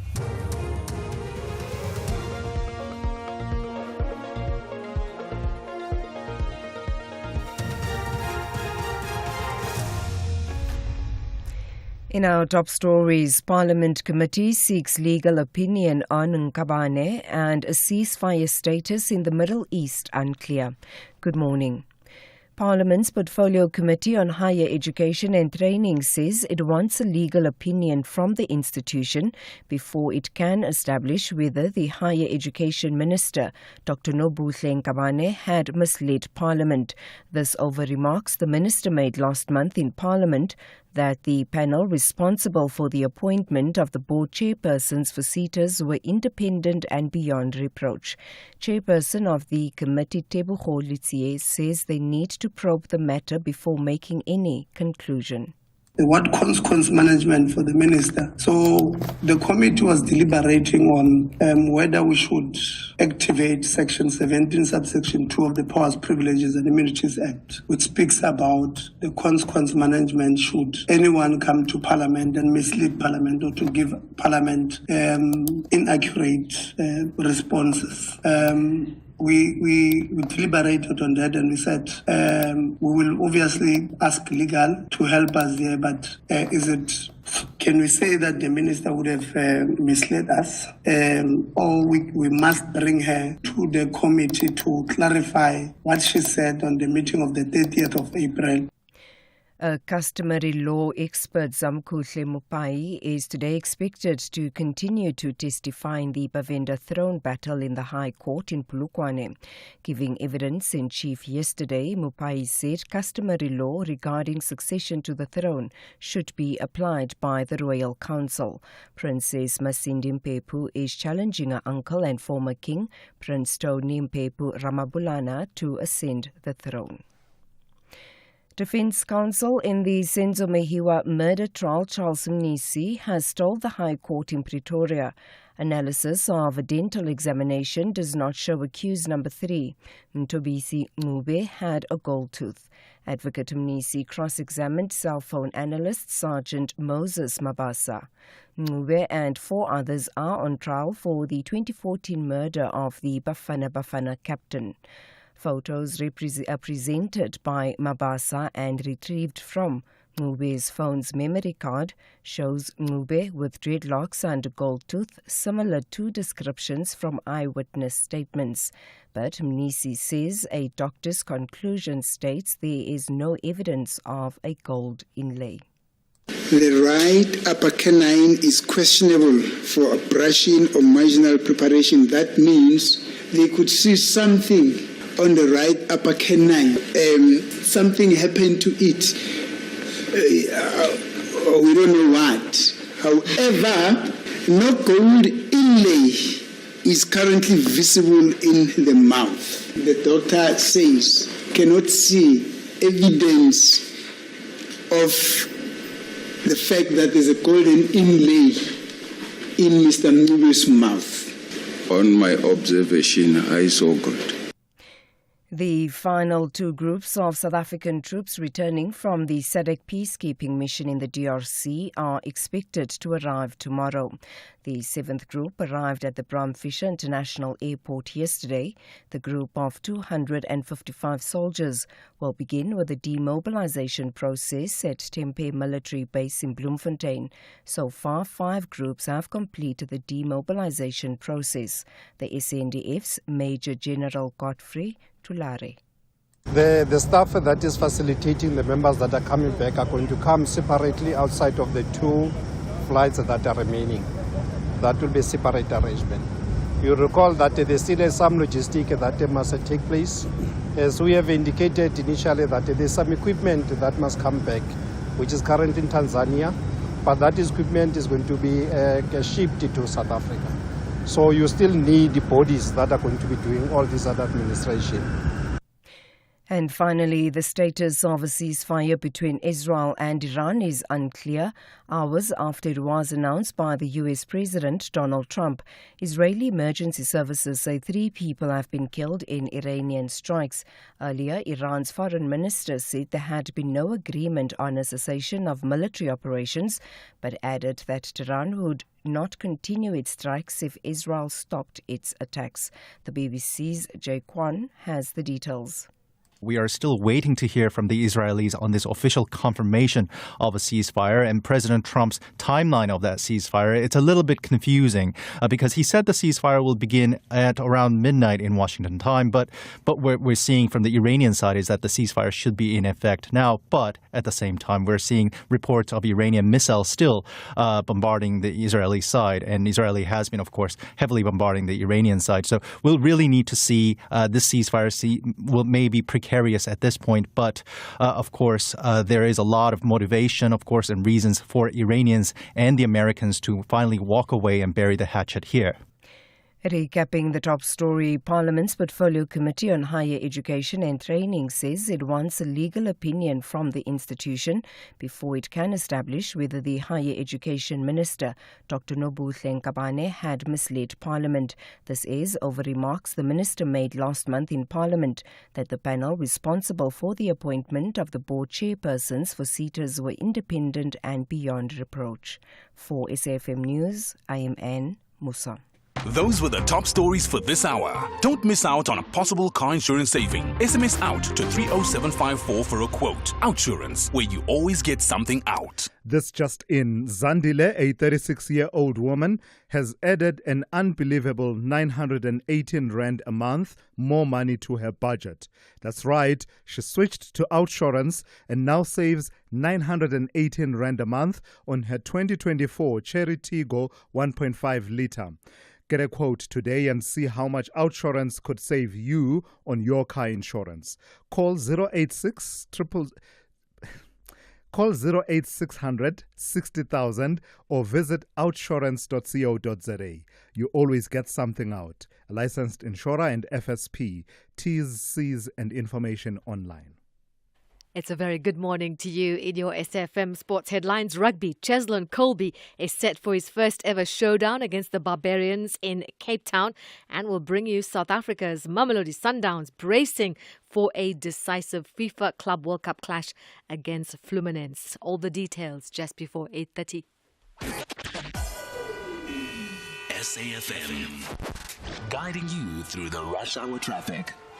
Very good morning. Joburg's N1 staying quite busy today between 14th Avenue and the Winnie Mandela exit up to Four Ways. Malabongwe coming down from North Riding to get into that N1's fairly heavily backed as well. Mike One extending a queue from Boyson's right through to Melrose. The N3 stationary truck at Van Buren is being cleared, but there's also a crash at Ilan. So N12 and N3 routes coming out of Germiston and Albert on your way to Bedford. You stay busy. The N14, a breakdown before Moulders Drift and then a crash at Diepsloot and then some delays into Brackfontein. 3 queues to work through this morning on that section of the N14, Krugersdorp Highway. The N1 in Pretoria, quite busy as you line up down towards the Rigel Avenue exit. There are some roadworks. The right lane is closed by Rigel. That's why coming out of Pretoria is so slow. M7 into Pinetown stays really heavy this morning. Queues from Hans Detman up over St John's Avenue Bridge. The M2 still jam-packed at this hour from the M7 up through Westwood Mall. And Cape Town, the M5 busy from Kenilworth all the way through to Cooper. Get a change. N1 inbound from Plattekloof Hill, queuing heavily to the Sable Road exit. And Hilberson has some traffic on it this morning. You'll sit both directions through the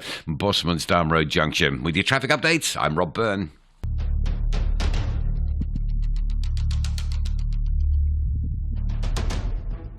The Morning Brief with Thulasizwe Simelane.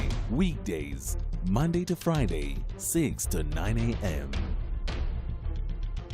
The Morning Brief with Thulasizwe Simelane. Weekdays, Monday to Friday, 6 to 9 a.m. 9 minutes after 8, we are into the third hour of the morning brief here on SAFM 104 to 107. I'm Thulasizwe Simelane. I've got to tell you, it feels like a bit of a whirlwind in terms of the show this morning, in terms of the number of stories we've crammed in the last 2 hours. We did have an opportunity to engage with you here and there, but I do believe that we need to make more time because we've given you quite a number of updates about some of the key developments that we are observing in the country, the continent, and around the world. So I look forward to engaging with you. The number to dial is 086 000 2032. That's the number that I almost accidentally said, by the way, when I was doing that live read at the start of this hour, because it is so ingrained and automatic in my mind. 086 000 2032. Call me on that number. Also send me WhatsApp voice notes to 061 410 4107. Someone here sent a message talking about the announcement by US President Donald Trump that Iran and Israel have reached a ceasefire deal that he says will kick in over the next 24 hours. And this person says, and so the gaslighting, mesmerizing, hypnotizing, spellbinding, pulverizing show comes to a captivating end, and that's a question mark. Out of sight, the Zionist U.S. agenda is working to neuter Iran. God bless us, everyone, but stay alive, for the situation like the rotten tooth hasn't been extracted. Tomorrow, the Hunger Games continue. That message coming through from someone who didn't sign off on that message, weighing in on the reported ceasefire reported by Donald Trump. We are, of course, awaiting to hear from Israel and Iran, their takes. There have been indications, tentative, from Iran that they are willing to scale back the fighting, stand down if Israel does the same. But we will see a fuller picture as, I suppose that region wakes up, in the next few hours and more is said about this situation. And then Lindiwe wants to weigh in on the new coach announced for Orlando Pirates and says, Pirates must go back to black and white and not black and red. Pirates should have gone for a Spanish coach again. North African coaches don't understand South African football. Look at the confusion Nabi is doing at my team. Wish he was sacked, says Lindiwe there, weighing in and comparing with the situation at Kaizer Chiefs. So you can do the same. As I said, call me on 086 000 2032. Send me a WhatsApp voice note on 061 410 4107. So what are we waiting for? Let's get this hour on the road. The reigning champions Banyana Banyana and 11 African national teams are ready to tackle each other for WAFCON 2024 to determine who are the real queens of the continent. Where Africa competes, South Africa connects. Experience the Women Africa Cup of Nations Morocco 2024 from 5 to 26 July 2025. Streaming live on SABC Plus, SABC 1 and SABC 2. Also available on SABC Sport on DTT Channel 4 and SABC radio stations. Proudly brought to you by SABC Sport. For the love of the game. If you think you cannot afford a lawyer, think again. Clientele Legal has made professional legal services affordable for you. Whether it's a civil, criminal, or labor-related matter, we have a nationwide panel of attorneys standing by to assist you. SMS SAFM to 32195. That's SAFM to 32195 and we'll call you back. Clientele General is a licensed non-life insurer and an authorized FSP. Standard rates and terms and conditions apply. Call Thulasizwe now. 086 000 2032. Let's get straight to it. And I do want to hear from you as much as possible. So you'll be hearing slightly less from me. Let's go straight to Lizo in Gqeberha. Good morning to you, Lizo. Good morning to Thulasizwe and to the listeners of SAFM. Please go I got ahead. a point to make. Yes. Look, regarding these guys that were shot and killed, to me, good riddance. I don't even have mercy. And it's sad to say these guys are terrorizing our townships and our places where we stay. The more such actions are done, the better, I think. I hope we won't be discouraged in encouraging what has happened with the police after the stigma that they were getting, especially the ones from the Eastern Cape. Every meme that you were getting, they were classified as being lackluster or not knowing what they're supposed to do.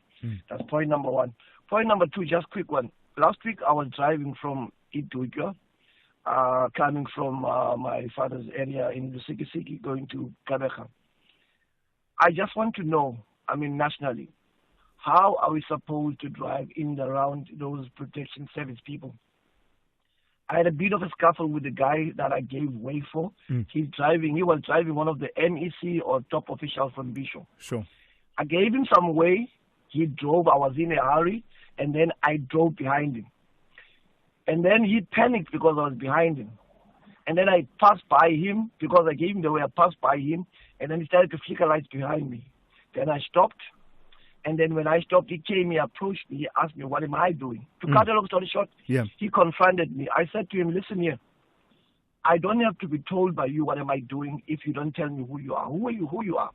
So all in all, this thing could have gone a bit harsh way because I was not prepared to listen to him confronting me for something that he couldn't even say what it was. So I just want to know, how do you drive in and around those people? Yeah. Do we have to have a separate lane to say, if we see them, we stop completely, we allow them to do their way? Because I gave him the way. I just want to be clear. You know what I'm saying? That's a good question because that you are asking, Lizzo. Yeah. But just to clarify, Lizzo, sorry.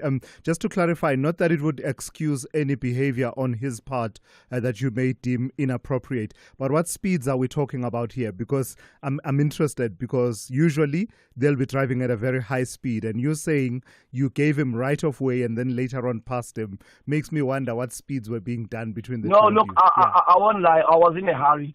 If the offense was for me to overtake on a barrier line, facing oncoming, that is reckless.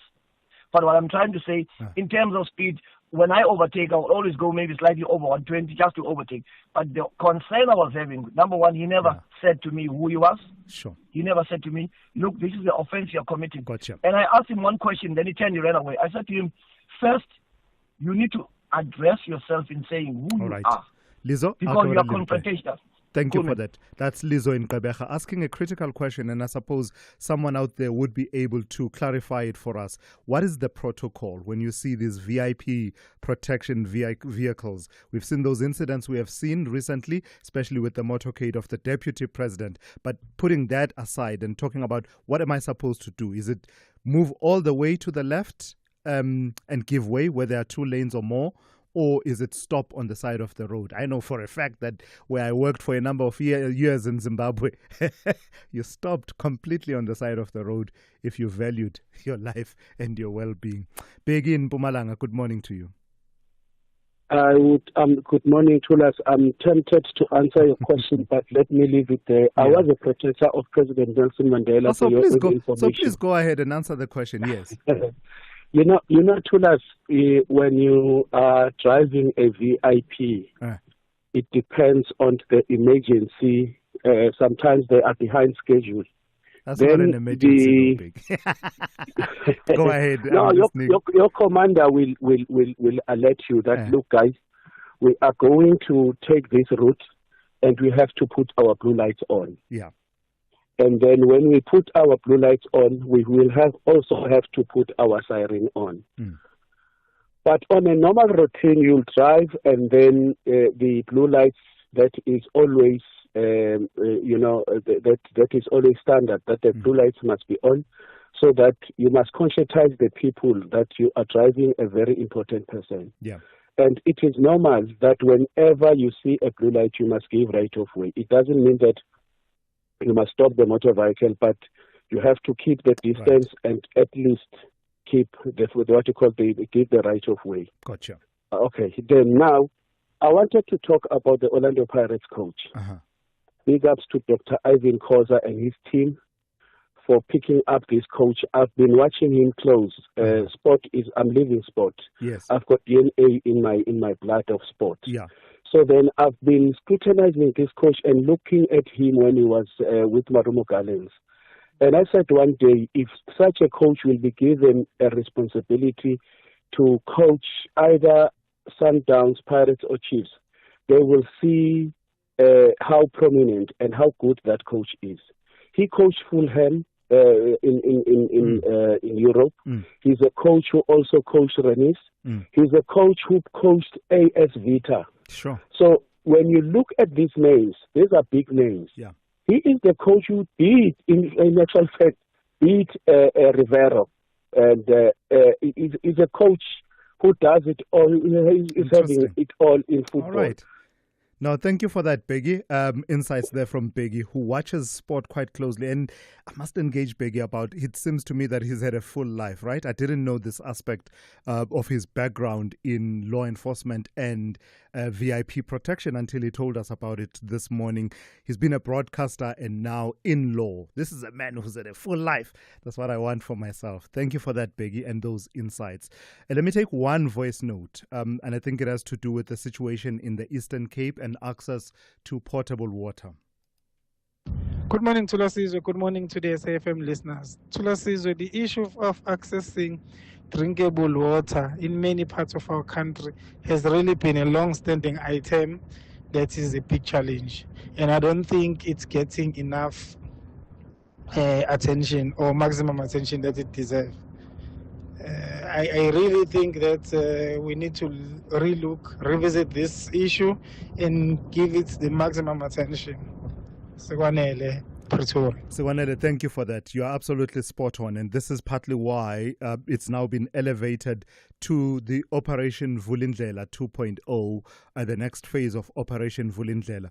Part of those interventions by government, led by the presidency, to coordinate and unblock where there seems to be blockages in service delivery. But is that sufficient? Will it respond adequately to issues plaguing many communities? You'll think about Hammanskraal, for example, which has been a long-standing issue, but also in many pockets of rural South Africa. This has been an issue for decades. You're absolutely spot on. If you think you cannot afford a lawyer, think again. Clientele Legal has made professional legal services affordable for you. Whether it's a civil, criminal, or labor-related matter, we have a nationwide panel of attorneys standing by to assist you. SMS SAFM to 32195. That's SAFM to 32195 and we'll call you back. Clientele General is a licensed non-life insurer and an authorized FSP. Standard rates and terms and conditions apply. Got a Standard Bank business account and self-service banking? You could win up to 5,000 Rand cash every day this week in the Standard Bank self-service quiz. SMS Standard Bank self-service to 45787 for a chance to be selected. Answer 2 easy questions about Standard Bank self-service banking to be a winner. Tune in every day this week on the Midday Link-Up to see if it's you. Standard Bank. It can be. Standard Bank is an authorized FSP and registered credit provider. T's and C's apply. You are listening to The Morning Brief with Thulasizwe Simelane. Here's a social issue that we constantly return to because it continues to be an issue of concern in the country. A view being advanced that despite the country's democratic progress, the country's education system has failed to confront the enduring legacy of apartheid, particularly when it comes to racism. Teresa Oakley-Smith, founder and CEO of transformation consultancy Diversity, warns that there is no meaningful anti-racism education in schools and the absence of policy, teacher training and leadership on the issue continues to enable systemic racial prejudice in education spaces. Her comments, of course, follow fresh allegations of racism at De La Salle Holy Cross College, a Johannesburg private school, and other recent incidents across Gauteng, which illustrate how racism is still pervasive in the country's classrooms and playgrounds. Teresa Oakley-Smith joins me now to take that conversation forward. Good morning to you and thank you for your time. It could be one of those really difficult questions to answer, but here goes. Why, in your view, do we continue to see incidents of alleged and actual racism in schools? Good morning to Thulasizwe and also to your listeners. I think most children, if we're talking about the racism from children, and let's remember it's not only from the children or the learners, reflects what they are hearing at home. Children don't just do what their parents say. So if their parents say, don't do this, don't use those words, don't say that. But if they actually hear their parents and see their parents behaving in a racist way, then that's the way that they are going to behave themselves. And as you say, Thulasizwe, the school would be the perfect place, starting right away in grade R, to teach about anti-racism, to teach about the damage racism does, a little bit about our history, where it comes from, and the extent of racism in South Africa. Obviously, we are all too familiar with white on black racism, but racism also occurs across other groups. Indian on African racism, colored on African racism, white on colored racism. So with such a mixture of races in our country, we really do need that kind of education. And Thulasizwe, I think it also sorry to interrupt you. Please go ahead, Terry. I think you were going to a bigger point. I was just going to say that, such education in schools shouldn't just be for the learners. It needs to also be for the whole school community. And that would obviously include the educators, it would include the parents, and it would very importantly include the school governing bodies. As well as all the administrative staff who are involved in schools.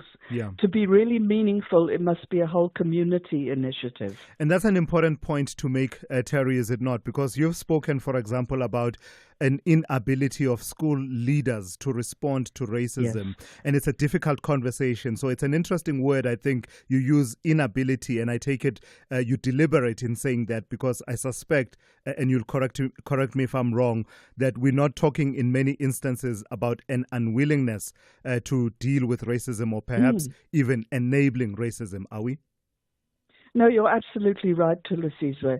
I think that often with the best intentions in the world, and very often themselves being very shocked by issues of racism, schools, principals of schools, teachers at schools just don't have the wherewithal to know how to deal with these issues. Many schools don't even have a policy. So if you don't have a policy on racism, it's very difficult to actually address it, because if you're wanting to censure certain pupils, you need to have a policy against which to act. So, I think it starts right back there. And then also, I think our universities who train teachers could be doing a whole lot more in the teacher training to include anti-racism. And I think that would be a very important and progressive step and would be really helpful. Are these innovations that you are putting forward, and I presume you're not the only one, and I know for a fact you're not the only one putting forward these innovations and interventions, are they finding a receptive ear at any stage, even in this current administration, such that we could start talking about policies being put in place as well as interventions in the curriculum? Yes, you're right, Thulasizwe. I think other organizations that are dealing with this have also put through these issues. I know that private schools, unfortunately not De La Salle, have taken up this issue, have approached my organization, and I'm sure others, for help with this issue. It's been, when you were talking to your last person on the line about having a long and full life, I've been doing this work for 30 years. And it's actually so distressing to read in newspapers that schools are still exhibiting racism.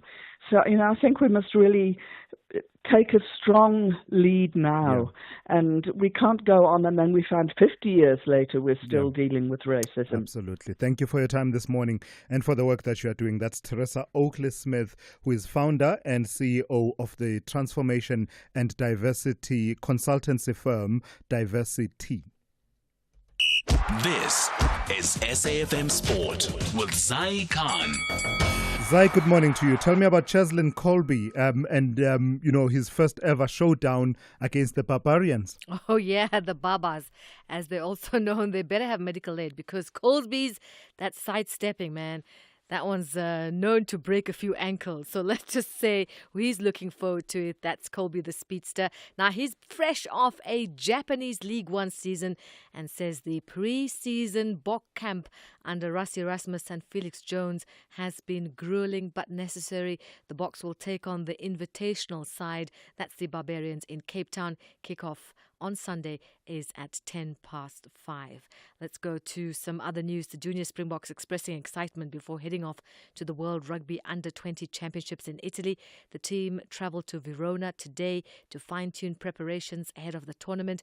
Their first pool game will be played against Australia on Sunday, followed by England and Scotland over the following 2 weeks. Here's hooker and last year's SA Under-18 captain Siposetu Mbenele.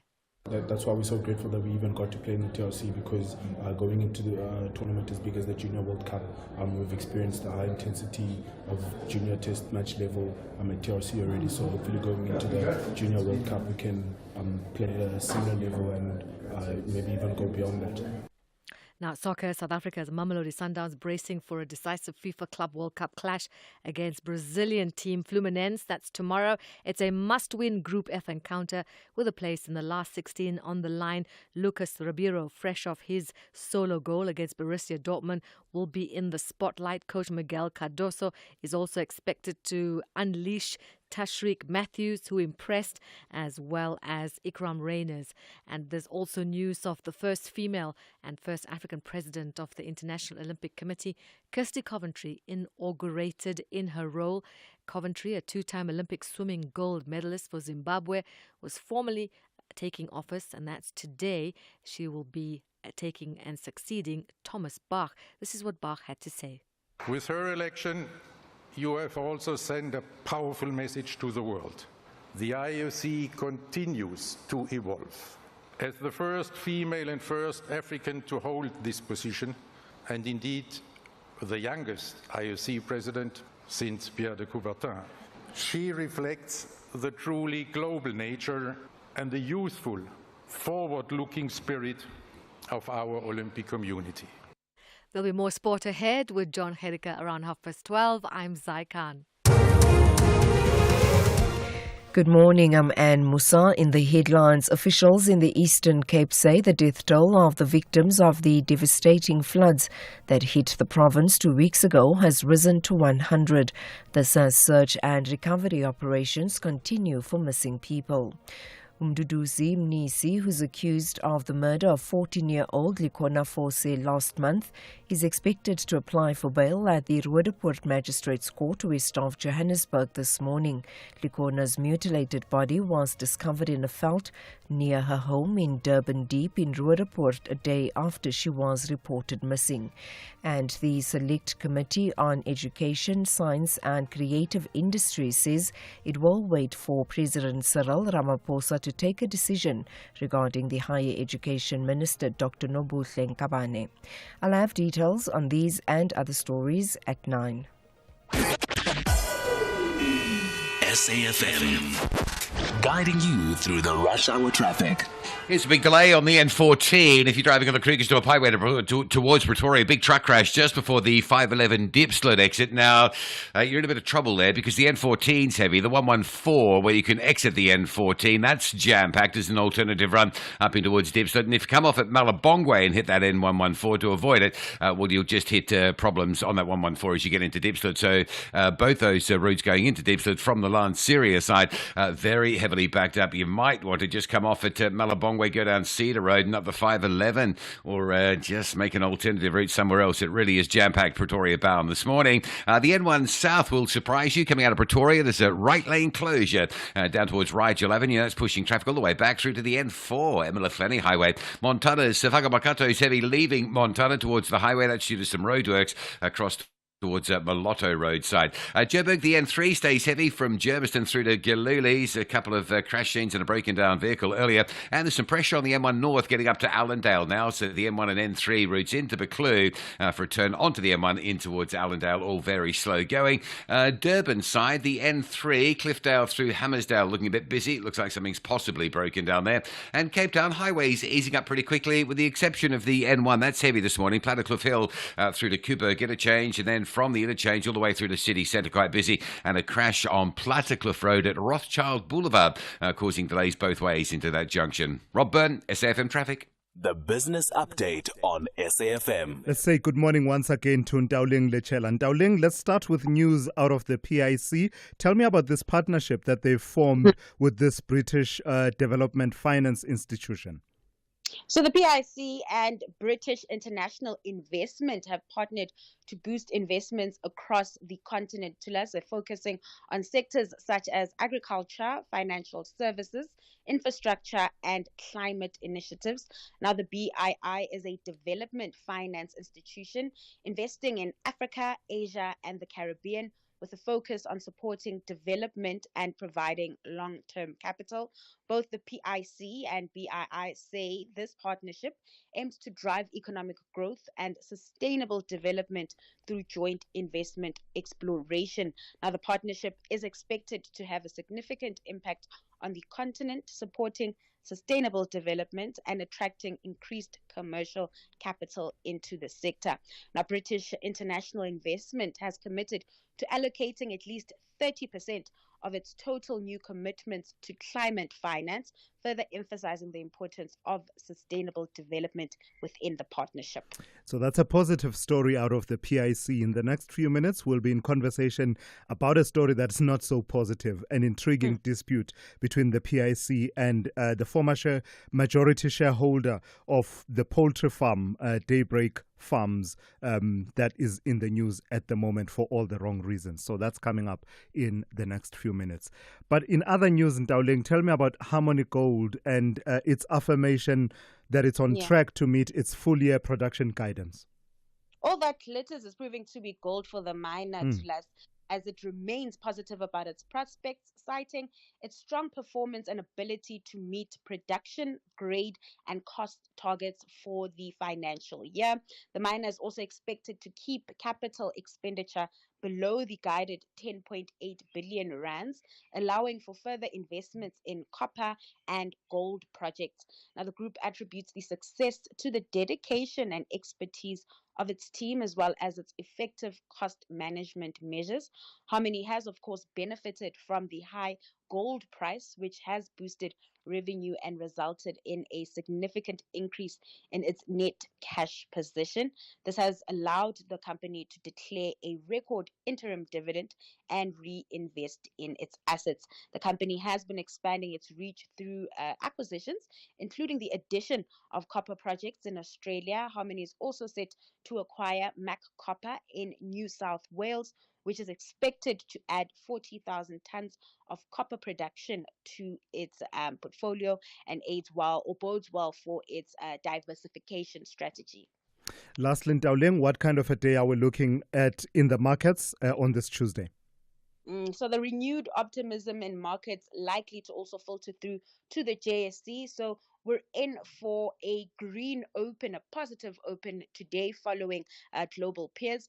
The rand wasting no time making gains after President Trump announced a ceasefire agreement between Israel and Iran, breaking under the 1780 mark. It's now at 1775 to the dollar. It's been so interesting to watch what markets are doing for over the past few hours, and it's just screaming positivity. It's like the last few weeks never happened. Sure. Yo-yoing between despair and hope, and who knows what comes next. And that's what we're seeing also playing out in the U.S. Thulas. Markets ending in the green yesterday, and futures this morning also in positive territory, ticking higher, of course, on the back of those comments from Trump. Traders also eyeing economic data out later this week on that front. Green screens in Asia, nothing new, with those markets on track to close the day positively. All right, Ntauleng, thank you for that. That's Ntauleng Lechela there with your market updates and business throughout the morning. Call Thulasizwe now, 086 000 2032. Yeah, there's a story I want to share with you. There's a lot going on as we're broadcasting, as you can imagine, in the studio. So something very interesting. And I said I would report these two individuals to you at home listening to us. So Zelma, our technical producer, brings a packet of Oreos. Not really a packet, like 3 Oreos left or something. And then I say, oh, Oreos, can I have some? And then she gives me that one and I put it on the side, the last one. And we do the broadcast and I'm hoping that at some point we get a break and I can launch into this Oreo. And this one they call Zykan comes through uninvited and says, oh, last Oreo, it has my name on it. And she takes it. So that's how the cookie crumbled this morning with Zelma twisting, licking and dunking. Well, there was no dunking involved. And I'm left without anything. So the treats didn't reach as far as they should have reached. So a bit of a commotion in the studio over that this morning. Anyway, serious matters now. Mandla Inumtata, good morning to you. You want to talk to me about the weather warnings, yeah? Yes, Thulas, good morning. Thanks for taking my call. Sure. I'm very passionate about this topic. I've handled it with Oliver Dixon previously, that we Africans, and probably various other nations, we are able to control the weather phenomenon by esoteric powers. And now that warning you were talking about earlier on, that could be coordinated between government and schools, is something I've been calling for a number of times, that the Minister of Culture could contact people like me who are able to control the weather and prevent these disasters. How are you able to control the weather, Mandla? No, we command it. We command it like, don't do this. You talk to it, I talk to it. Don't do this, do that. And it listens because it has a soul. This is a higher understanding of creation. Sure. Not seeking to quibble with anything you are saying, Mandla, but I'm just wondering, why should you then wait for an engagement by government for you to do what is obviously in the public good? For example, in the last few weeks, why did you not command the weather when the warnings were coming out? I've done it a number of times too, Les. I can even send you evidence. I've done it a number of times for Mpumalanga, for Mthatha itself, and for the Western Cape. But I'm saying to the government officials, this is a service. If you value the other services people do for combat, this is also a combat service that must be valued and, regarded for payment as well.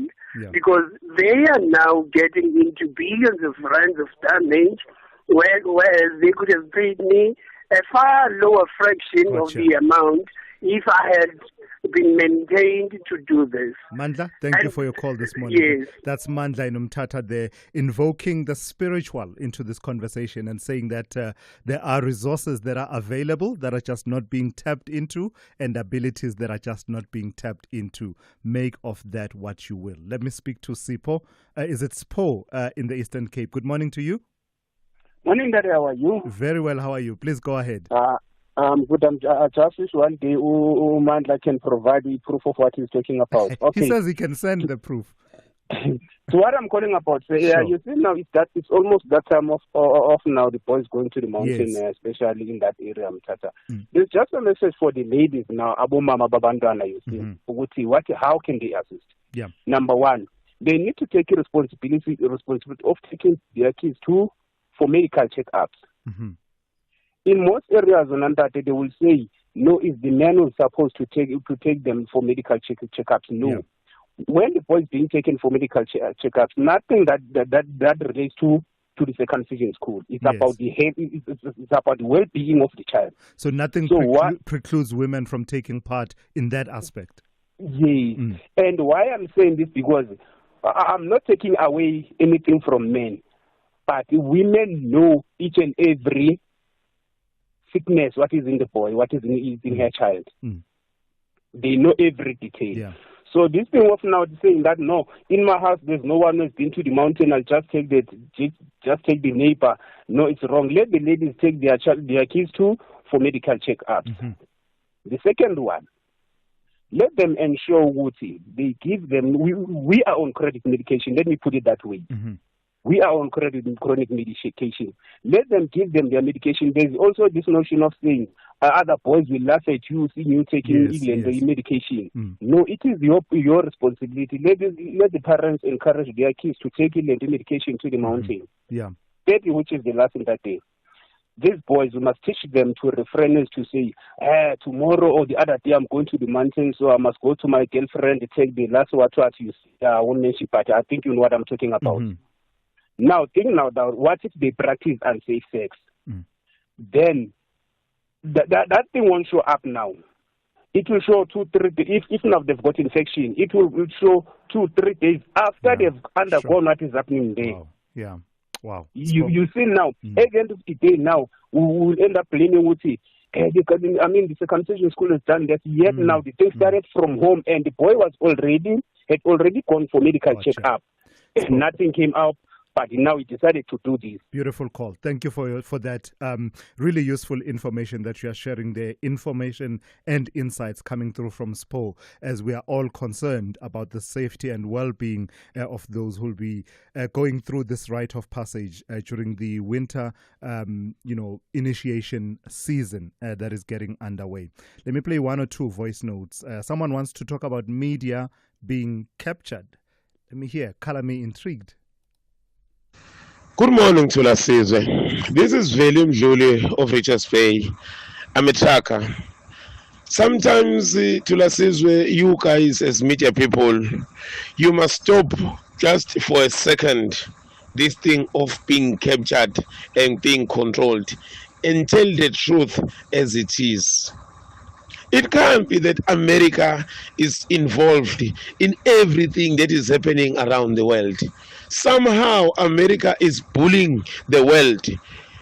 But now because you guys are captured, you keep reporting what America wants to hear, even though you can see it's not exactly what they're posting about. This thing of America is totally wrong. Thank you. Yeah, no, I hear you, and I take the point that you're making, but I say maybe widen the media that you consume as well, so that you can hear all formats, right? All formats. There's straight up reporting that says a bomb was dropped on this area that doesn't give any further commentary or anything like that. Then you need to take that responsibility to look out for the kind of media coverage that includes commentary. I can recommend to you the likes of, the YouTube channel of Mehdi Hassan, which is Zeteo. Look for Zeteo, Zeteo.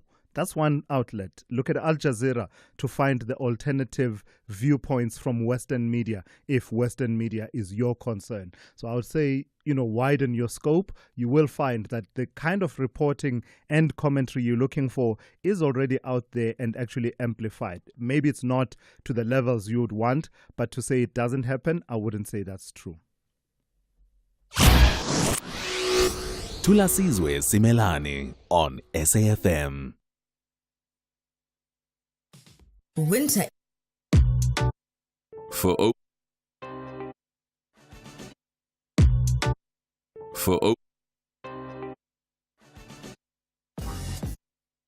with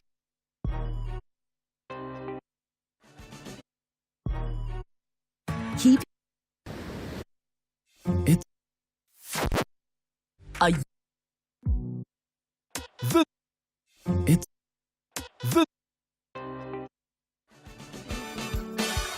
This Youth Month, SAFM celebrates the spirit, power and potential of young South Africans. Join us as we dive into conversations that matter, from innovation to education and skills for the changing world, empowering youth for meaningful economic participation. Because at SAFM, we're not just talking, we're leading the conversations that move us.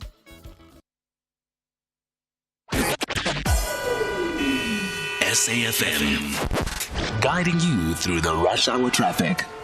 Good morning. Heavy backlogs along the N14. This is the Krugersdorp Highway. You wait at Pretoria. Truckers crashed just before the 511 Dipsford exit, so that's very heavy. Queues just halfway back towards the Malabongwe drive off ramp, and the 114, the alternative route that runs beside the N14, also heavily backed up as well. Joburg fairly busy for this time of morning. Got queues on the M1 from Beyers Nordia round to Ravonia. Queues getting through Buccleuch for connections to the M1 up to Allendale Road. There's a crash on the R24 towards the airport at Edenvale, and there's the queues on the R21 between Bobsfontein and Benoni, both directions through the roadworks. Pretoria, the N1 South, roadworks have popped up this morning. Right lane closure before Rigel. Traffic all the way back through to Linwood Road. Roadworks coming out of Montana causing delays on Sefaka Makato as well towards the highway. Breakdown is confirmed. A stationary truck after Cliffdale. So leaving Durban, you join that queue through towards that obstruction on your way to Pietermaritzburg. Another truck between Ashburton and Market Road has broken down, causing additional delays as well. Cape Town, fairly busy on the N1 from Plattekloof Hill to Kuba Interchange, and then from Kuba Interchange all the way through to the city centre, and a crash on Plattekloof Road at Rothschild Boulevard, slowing traffic both directions. With your traffic update, I'm Rob Byrne. This is Thulasizwe Simelane on the Morning Brief. All right, let's turn to this story now. An intriguing dispute is playing out between the Public Investment Corporation, that's the PIC, and the former majority shareholder in the now controversial poultry farm in Delmas, in which the State Pensions Fund manager holds a significant, in fact, a controlling stake, Daybreak Farms. The business is in a financial quagmire with all sorts of shenanigans reported recently, not least of which has been the reported exit of senior board members, including the chairperson, after having paid themselves bonuses, as well as reports that 1 million chickens either died or suffered prolonged distress at the farm amid a systemic collapse in animal welfare. So one of the, in fact, the former majority shareholder, Matume Maponya Investments, is now speaking out about that crisis. I'm joined now by Khulufelo Maponya, who is from Matume Maponya Investments, where he's chairman and former Daybreak Farm shareholder. Good morning to you, and thank you for your time. I saw your statement calling on the Public Investment Corporation to come clean on what you're calling the real reasons behind the demise of Daybreak Farms. This suggests that they've not come clean to this point. Why do you say that? Why do you make that assertion? Good morning to Thulasizwe and good morning to your listeners. From the beginning, we actually approached the PIC after having had a term sheet offer from the IDC. We approached the PIC with a case of 3,400 jobs being on the line at the former Avgri Poultry, where the losses were running into hundreds of millions. Mm-hmm. The PIC, we went to them because we did not have equity, and the equity that we needed from them, they offered to us and offered us further working capital, and which was a deal better than what we were getting from the IDC. And that is how this relationship started. Yeah. They then acquired some lazy shares because they gave us a full loan and a debenture, which meant that we signed guarantees and we were responsible for all the monies. Mm-hmm. So we were not former majority shareholders, we were former owners, and they were riding on the carry. Sure. But as soon as the transaction was completed, certain demands were made on us and certain instructions and people placed in certain places. And we started clashing from day one that we can't loan money, be responsible for money, and then be told what to do with the money. Because we are responsible if there's a default. Mm-hmm. And we were told by the people then that this is not your money. This is the PIC's money. And I must also be clear that it is not exactly the PIC as an organization that caused this. It is sure. Individuals. It is people who head committees currently or even before, yeah. And people who are in executive positions who decide they want who to be your partner. So, and that because they gave you money, yeah. Now you inherit people you don't know and you don't know their skills. You find wrong... Yeah. Let me come in there, Khulufelo, because we don't have much time. Your statement talks about what you're calling strategic underfunding and forceful removal of MMI, your investment company, Matume Maponya Investments. What did that strategic underfunding look like that has led us to this point in your view? In simple terms, it looks like reneging from the original deal that you had signed with the person. So there was 100 million rand working capital that was supposed to work. It was never received. So from day one, we could not meet the company's obligations. The company needs a 700 million rand working capital cycle in terms of credit facilities from suppliers to feed the chickens for between 3 and 4 months before they go to slaughter.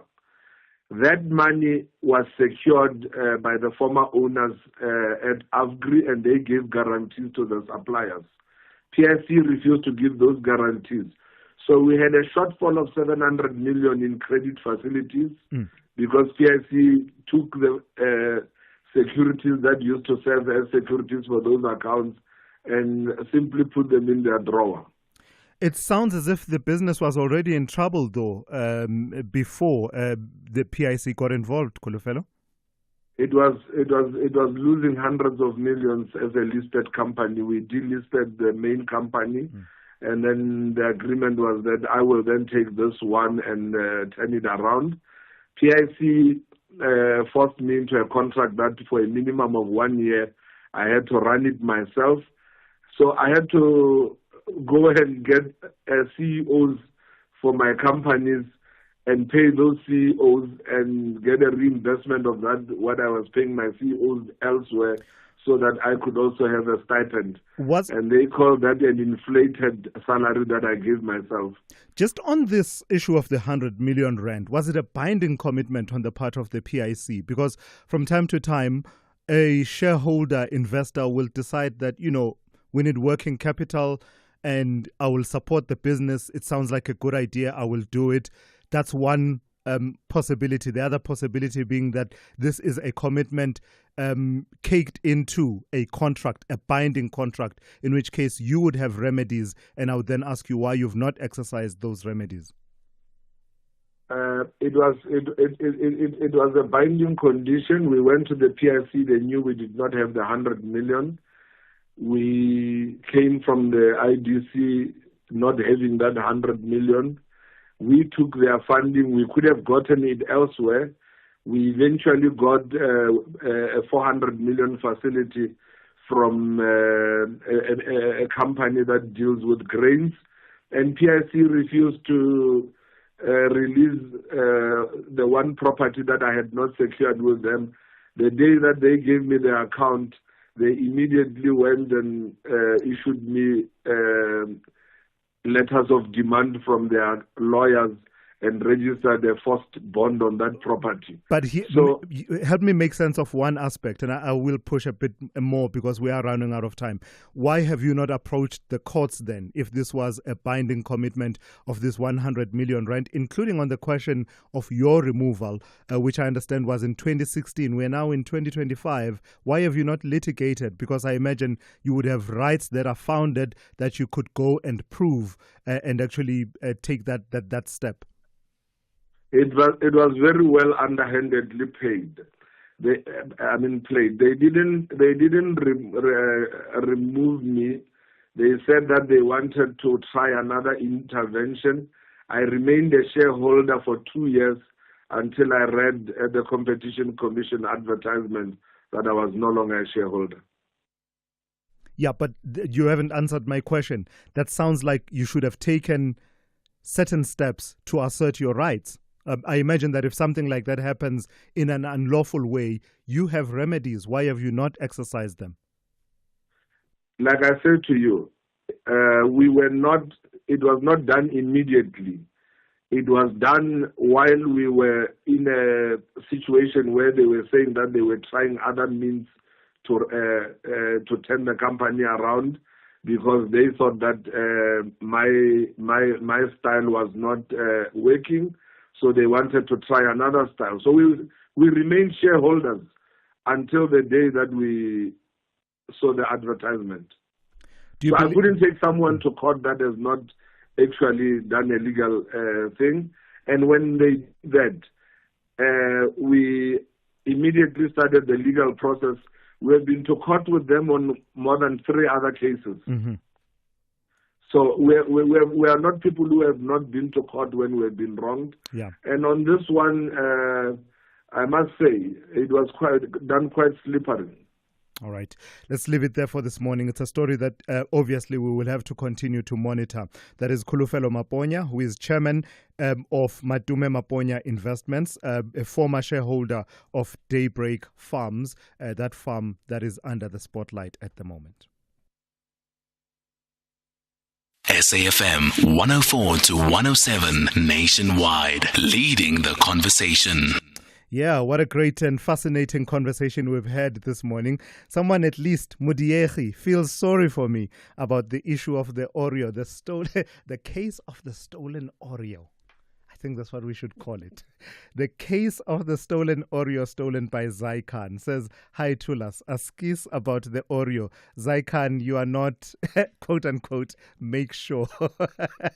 That is from Mudiegi in Cape Town. I've had a good time. Thank you for tuning in and for your active engagement in shaping the conversations that we've had this morning. The Talking Point with Kethi Mutlatlana is up next, immediately after the news with N. Musa. I'm Thulasizwe Simelane, and you've been briefed.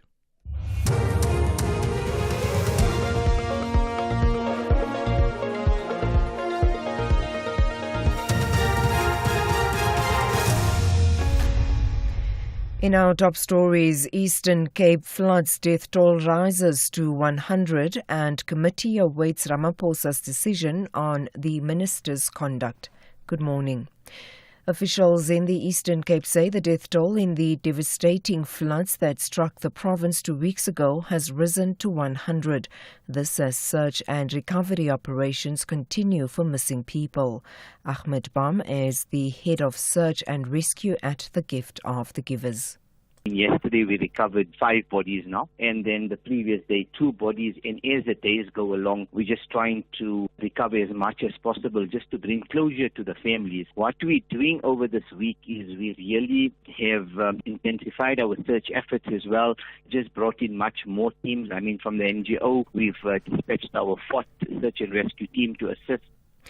Mduduzi Mnisi, who's accused of the murder of 14-year-old Likona Fose last month, is expected to apply for bail at the Roodepoort Magistrates Court west of Johannesburg this morning. Likona's mutilated body was discovered in a veld near her home in Durban Deep in Roodepoort the day after she was reported missing. Pusuletso Mokoena reports. The National Prosecuting Authority says the state will be opposing Mnisi's release on bail as he has previous convictions of robbery and attempted murder. During proceedings last week, the court granted a postponement to allow the state to conclude its investigations in respect of the bail application. Meanwhile, scores of Durban Deep residents and the family of Likona held pickets outside the Roodepoort Magistrate Court calling for justice. The Select Committee on Education, Science and Creative Industries says it will wait for President Cyril Ramaphosa to take a decision regarding the Higher Education Minister, Dr. Nobuhle Nkabane. The committee was responding to the report Nkabane submitted to the President, explaining her engagement with members of Parliament last month.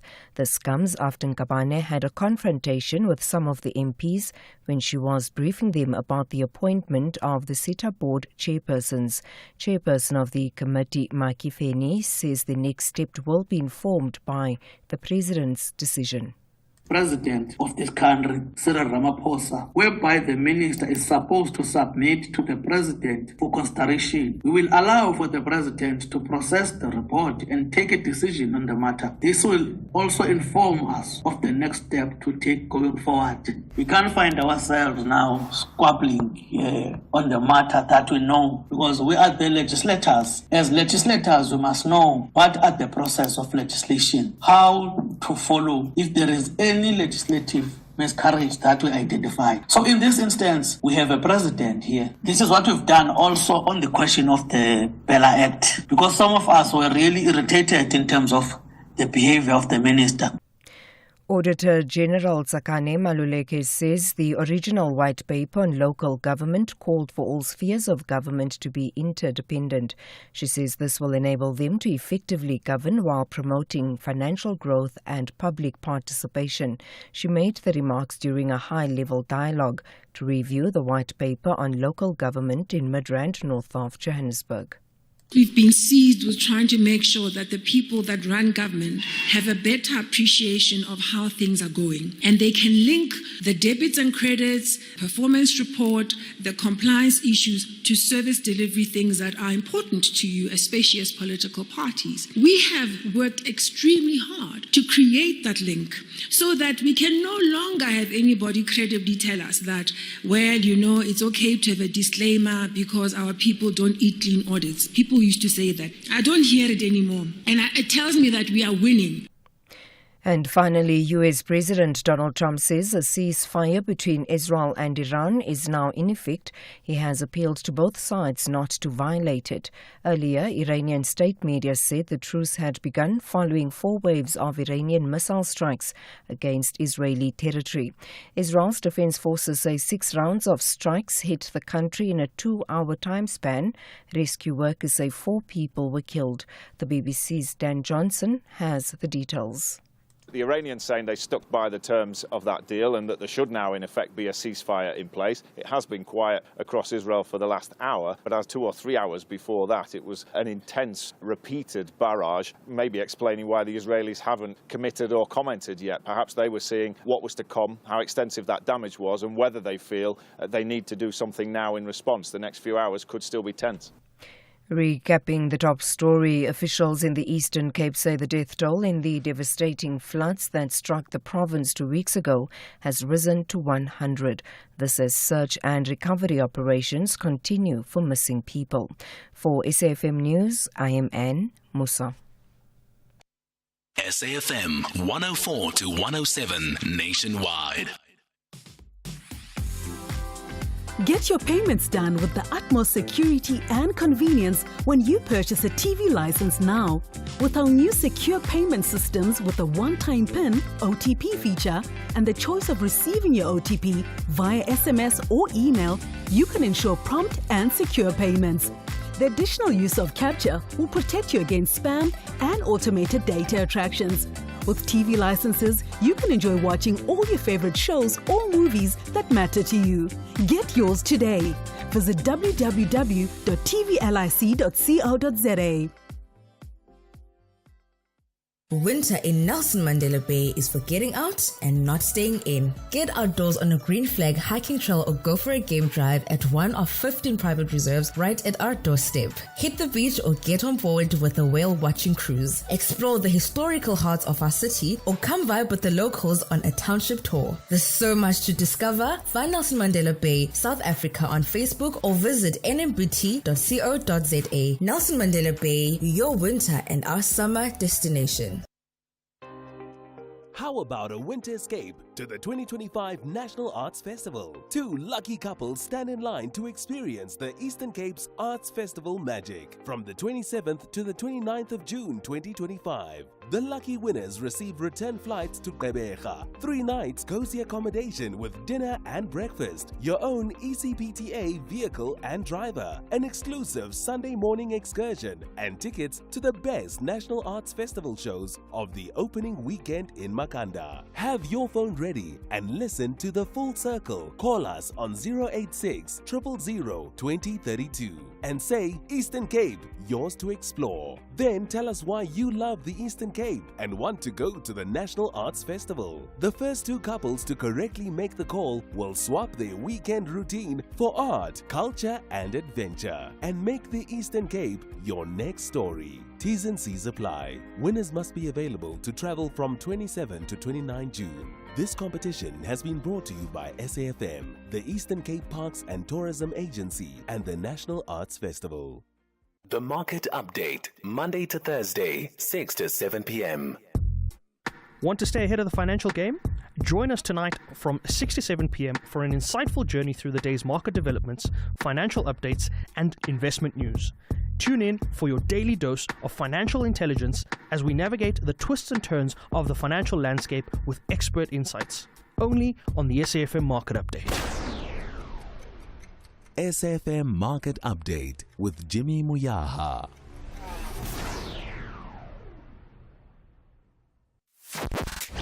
The Morning Brief. Linda in Boksburg, you want to talk about Floyd Shivambu? You know, the problem in this country is that we now have a new reality show, and this reality show comes out of politics. Floyd Shivambu is caught in a situation where he was trying to be clever, playing street politics with street clevers, basically, between Julius Malema and Jacob Zuma. He's a clever black. He's gone to school. He knows politics from the books, but he's not street smart. And he was outsmarted in your view. In the language of Linda, let's leave it there. That's Linda in Boxburg. This is Thulasizwe Simelane on The Morning Brief.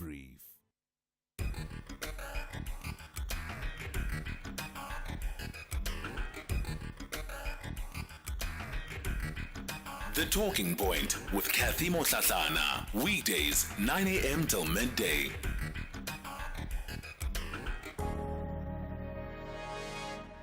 I jumped out of a plane recently. Lost my mind for half an hour. But you know, when you're flying up in the plane, you're anticipating the jump, your heart is beating, you're praying, you're doing everything possible. And then your instructor says, it's time. And this is usually my Wakanda salute to my sisters. Okay?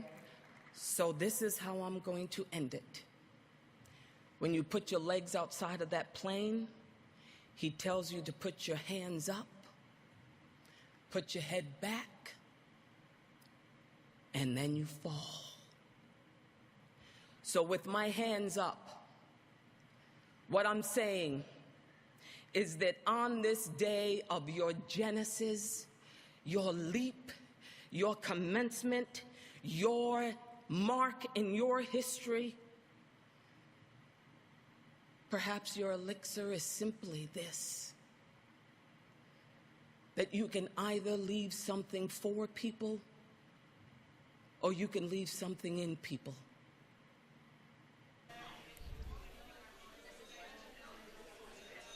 And that there is the voice of Viola Davis, American award-winning actress, starting us off on the Talking Point this morning. Welcome to the show. A pleasure to be in your company on this Tuesday as we continue leading conversations that move us. My name is Kathy Motlatlana, and as always, I'll be with you until midday. A great pleasure to be in your company. So what's coming up on the show today? It is a Tuesday, so the programming is pretty much confirmed. If you're a regular listener of this show, you know that coming up in the second hour of the show, we'll be getting into the finance segment, talking finance with Brian Hirsch. This morning we're actually coming to you from the Wondrous Club, and this is where the Sound and Radio Summit is taking place for 2025, and we'll bring you more. It's the Radio and Digital Sound Broadcasting Summit. We'll bring you more on this particular summit that is being hosted and what it means for the industry within the final hour of the show. So today, Brian Hirsch and I are going to be here at our makeshift studio at the Wondrous Club, which actually is just around the corner from Brian Hirsch's office. So he's going to travel the least today to get to us in order to do the show. So we'll be talking finance the second hour, and it is, of course, the last Tuesday of the month, if I'm not mistaken. So that means that we'll be dealing with a lot of your questions from the month, and also dealing with some of the issues that Brian has been following up on and looking into. So remember, you, of course, can call in, ask him questions, and he'll be able to deal directly with the issues that you put on the table. The final hour of the show, we're going to be in conversation with Professor Priscilla Baker. She's a professor of chemistry and co-leader of Sensor Lab at the University of the Western Cape. And, you know, she has recently been named as one of the winners of the L'Oreal UNESCO for Women in Science International Awards. And part of that honor has been for her contribution in the field of electrochemical microsensors, and it detects contaminants in the environment environment. Well, we'll find out exactly what it is that she does and what this honor has meant to her and her organization and the institution which she is from. So that will be part of the conversation we have in the final hour of the show. As always, the open line comes up in the first hour. It's your national roundtable. We'll, of course, be dealing with matters of national importance, and everybody has a seat around the round table. So you're more than welcome to call in, raise any issue of national or international importance you want to touch on this morning. The number to dial 086 000 2032. That's 086 000 2032. On the WhatsApp voice note line, you can send through those voice notes on 0614 104 107. I tell you what, it feels like things on the international scale are moving so rapidly.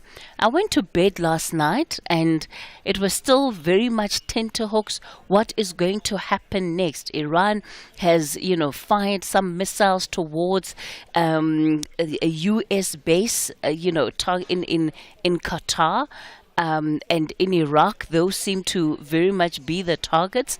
Wake up this morning and suddenly there's news of a ceasefire. That's the latest that has come out of the U.S. President Donald Trump, but also confirmed by Israel and Iran.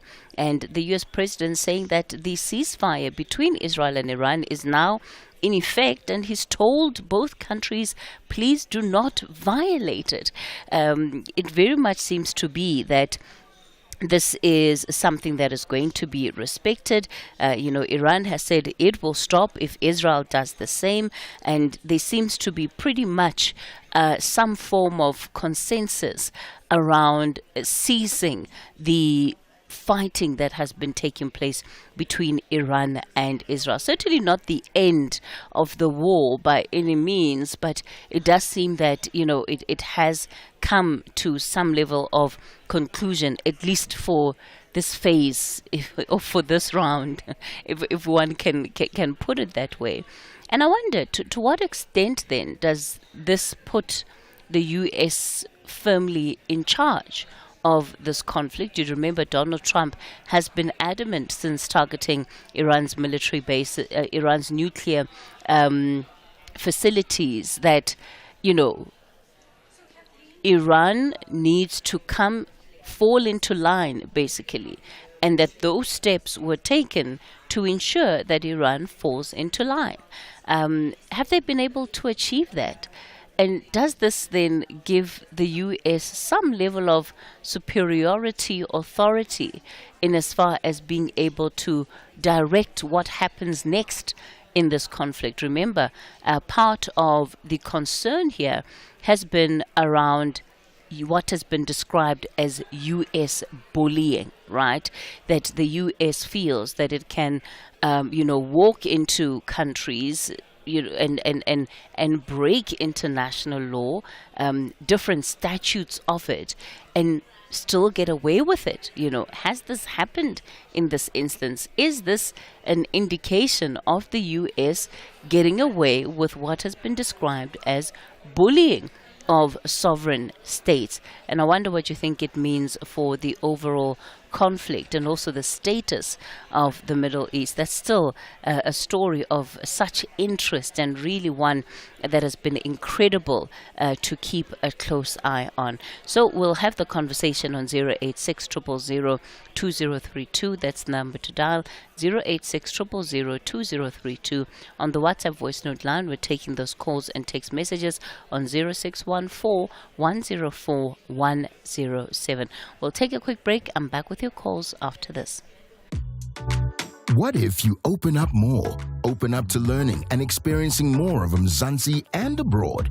What if you open up culture and explore the extraordinary, from music to drama and the latest fashion? What if you open up your wild side, discover a world of skyscraping cities and brown sugar beaches? What if you open up your kitchen and immerse yourself in cuisines from all corners of the world? What if you open up your voice with all eyes on you without being seen? What if you open up your morning to lekker conversations and world-class entertainment?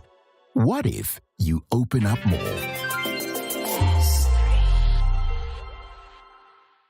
For over 40 years, we've stood with the artists, championing the arts in all their forms. Now we unveil the next chapter, the Standard Bank Art Lab, a new gallery space where bold ideas take center stage. Opening with a celebration of tapestry, because like these woven masterpieces, the arts are woven into who we are. Step inside, let the art move you, grow you. Standard Bank, proud lead B20 sponsor, authorized FSP and registered credit provider. How about a winter escape to the 2025 National Arts Festival? 2 lucky couples stand in line to experience the Eastern Cape's Arts Festival magic from the 27th to the 29th of June 2025. The lucky winners receive return flights to Gqeberha, 3 nights cozy accommodation with dinner and breakfast, your own ECPTA vehicle and driver, an exclusive Sunday morning excursion, and tickets to the best National Arts Festival shows of the opening weekend in Makanda. Have your phone ready and listen to the full circle. Call us on 086 000 2032 and say Eastern Cape, yours to explore. Then tell us why you love the Eastern Cape and want to go to the National Arts Festival. The first 2 couples to correctly make the call will swap their weekend routine for art, culture and adventure and make the Eastern Cape your next story. T's and C's apply. Winners must be available to travel from 27 to 29 June. This competition has been brought to you by SAFM, the Eastern Cape Parks and Tourism Agency and the National Arts Festival. This Youth Month, SAFM celebrates the spirit, power and potential of young South Africans. Join us as we dive into conversations that matter, from innovation to education and skills for the changing world, empowering youth for meaningful economic participation. Because at SAFM, we're not just talking, we're leading the conversations that move us.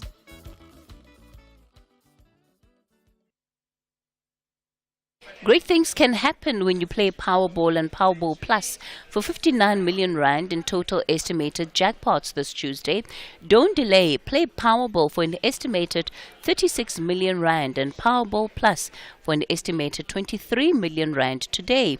Buy your tickets now in store or on nationallottery.co.za, the mobile app, cell phone banking, or simply dial *120 *7529 hash for USSD.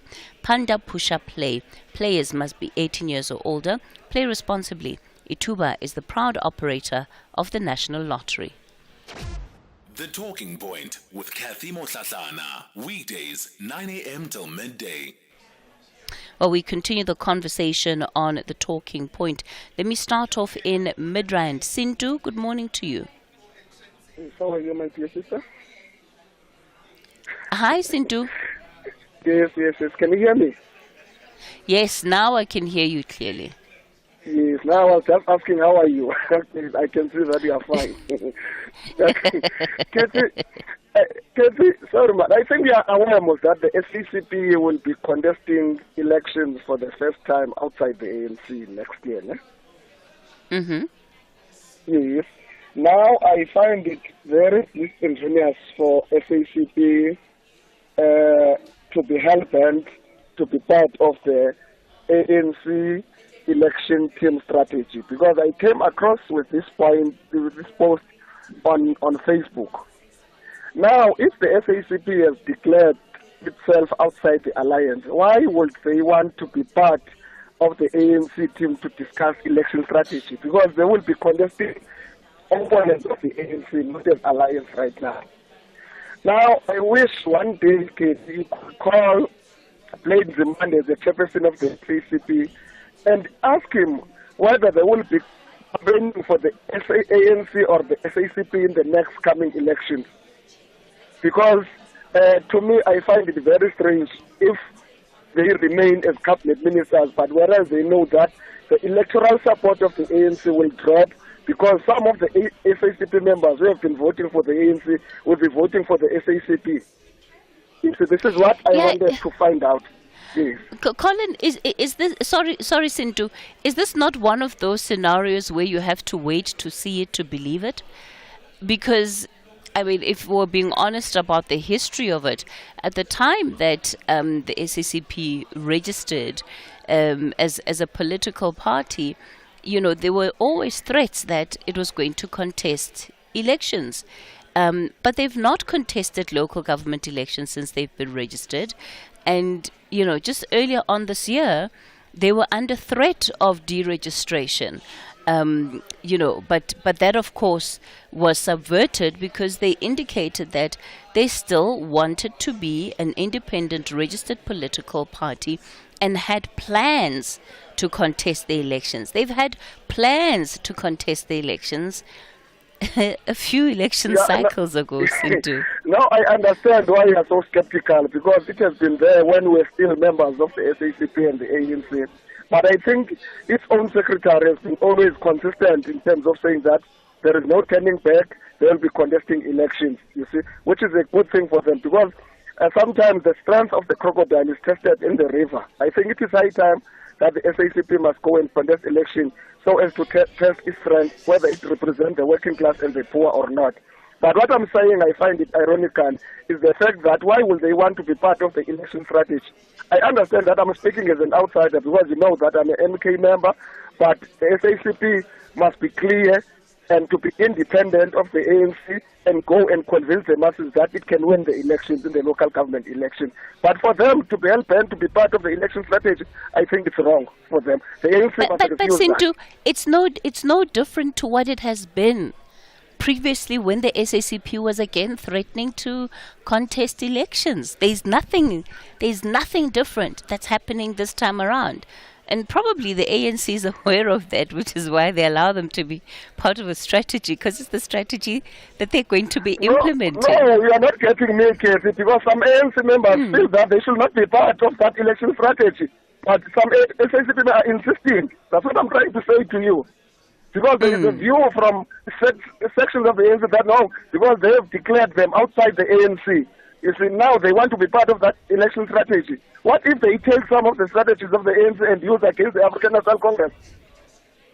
But Sintu, is it any I hear the point that you're making. I'm asking you, is it any different to what it was, let's say, the last two election cycles where the SACP was again threatening to contest the local government elections and didn't end up doing it? No, I think the difference right now, I think a resolution was taken at a properly constituted structure of the SACP. Remember, those discussions were part of it. It will be a resolution, but it will not be adopted. You see, but this one, it was adopted that the SACP must contest the elections. You see, that's why I'm saying that it is up to them. If maybe with their bilaterals with the ANC, if they change their minds, it's fine. But if they continue, they must not be part of the election strategy, of the ANC election strategy. Okay, all right. I've heard you loud and clear, Sintu. Let's leave it there. Colin, you're in Cape Town. Good morning. What do you want to talk about this morning, Colin? Good morning. Kathy, I seem to listen to too much radio. And, I get so depressed when I hear things are not going right in this country. We break all the rules and the laws in this country. People, we've got foot and mouth disease now in 4 provinces. Because people, John Steenhuisen spoke yesterday, they are going to prosecute people that are transporting cattle from one place to another. They're trying to curb the foot and mouth disease. Now we've got a big problem. We've got a big problem, Kathy. The people of South Africa contribute to the trouble and disaster. Like you take floods and things like that. We can avoid that also. We can not avoid it, but we can help prevent certain sections of the city flooding. We throw foreign objects into our storm water and all those things. We throw refuge, we throw anything in the streets, the wind blows it into the storm water. We contribute, South Africans contribute a lot to the downfall. Now, Honoris de Poort, the veterinarian laboratory, now I hear they are battling to get vaccines from Botswana. Years back, we were in the top 10 honest report was in the top 10 in the world for veterinarian diseases and infections and vaccines. Now I hear there's equipment not working there. They haven't got the staff. People aren't trained and things like that.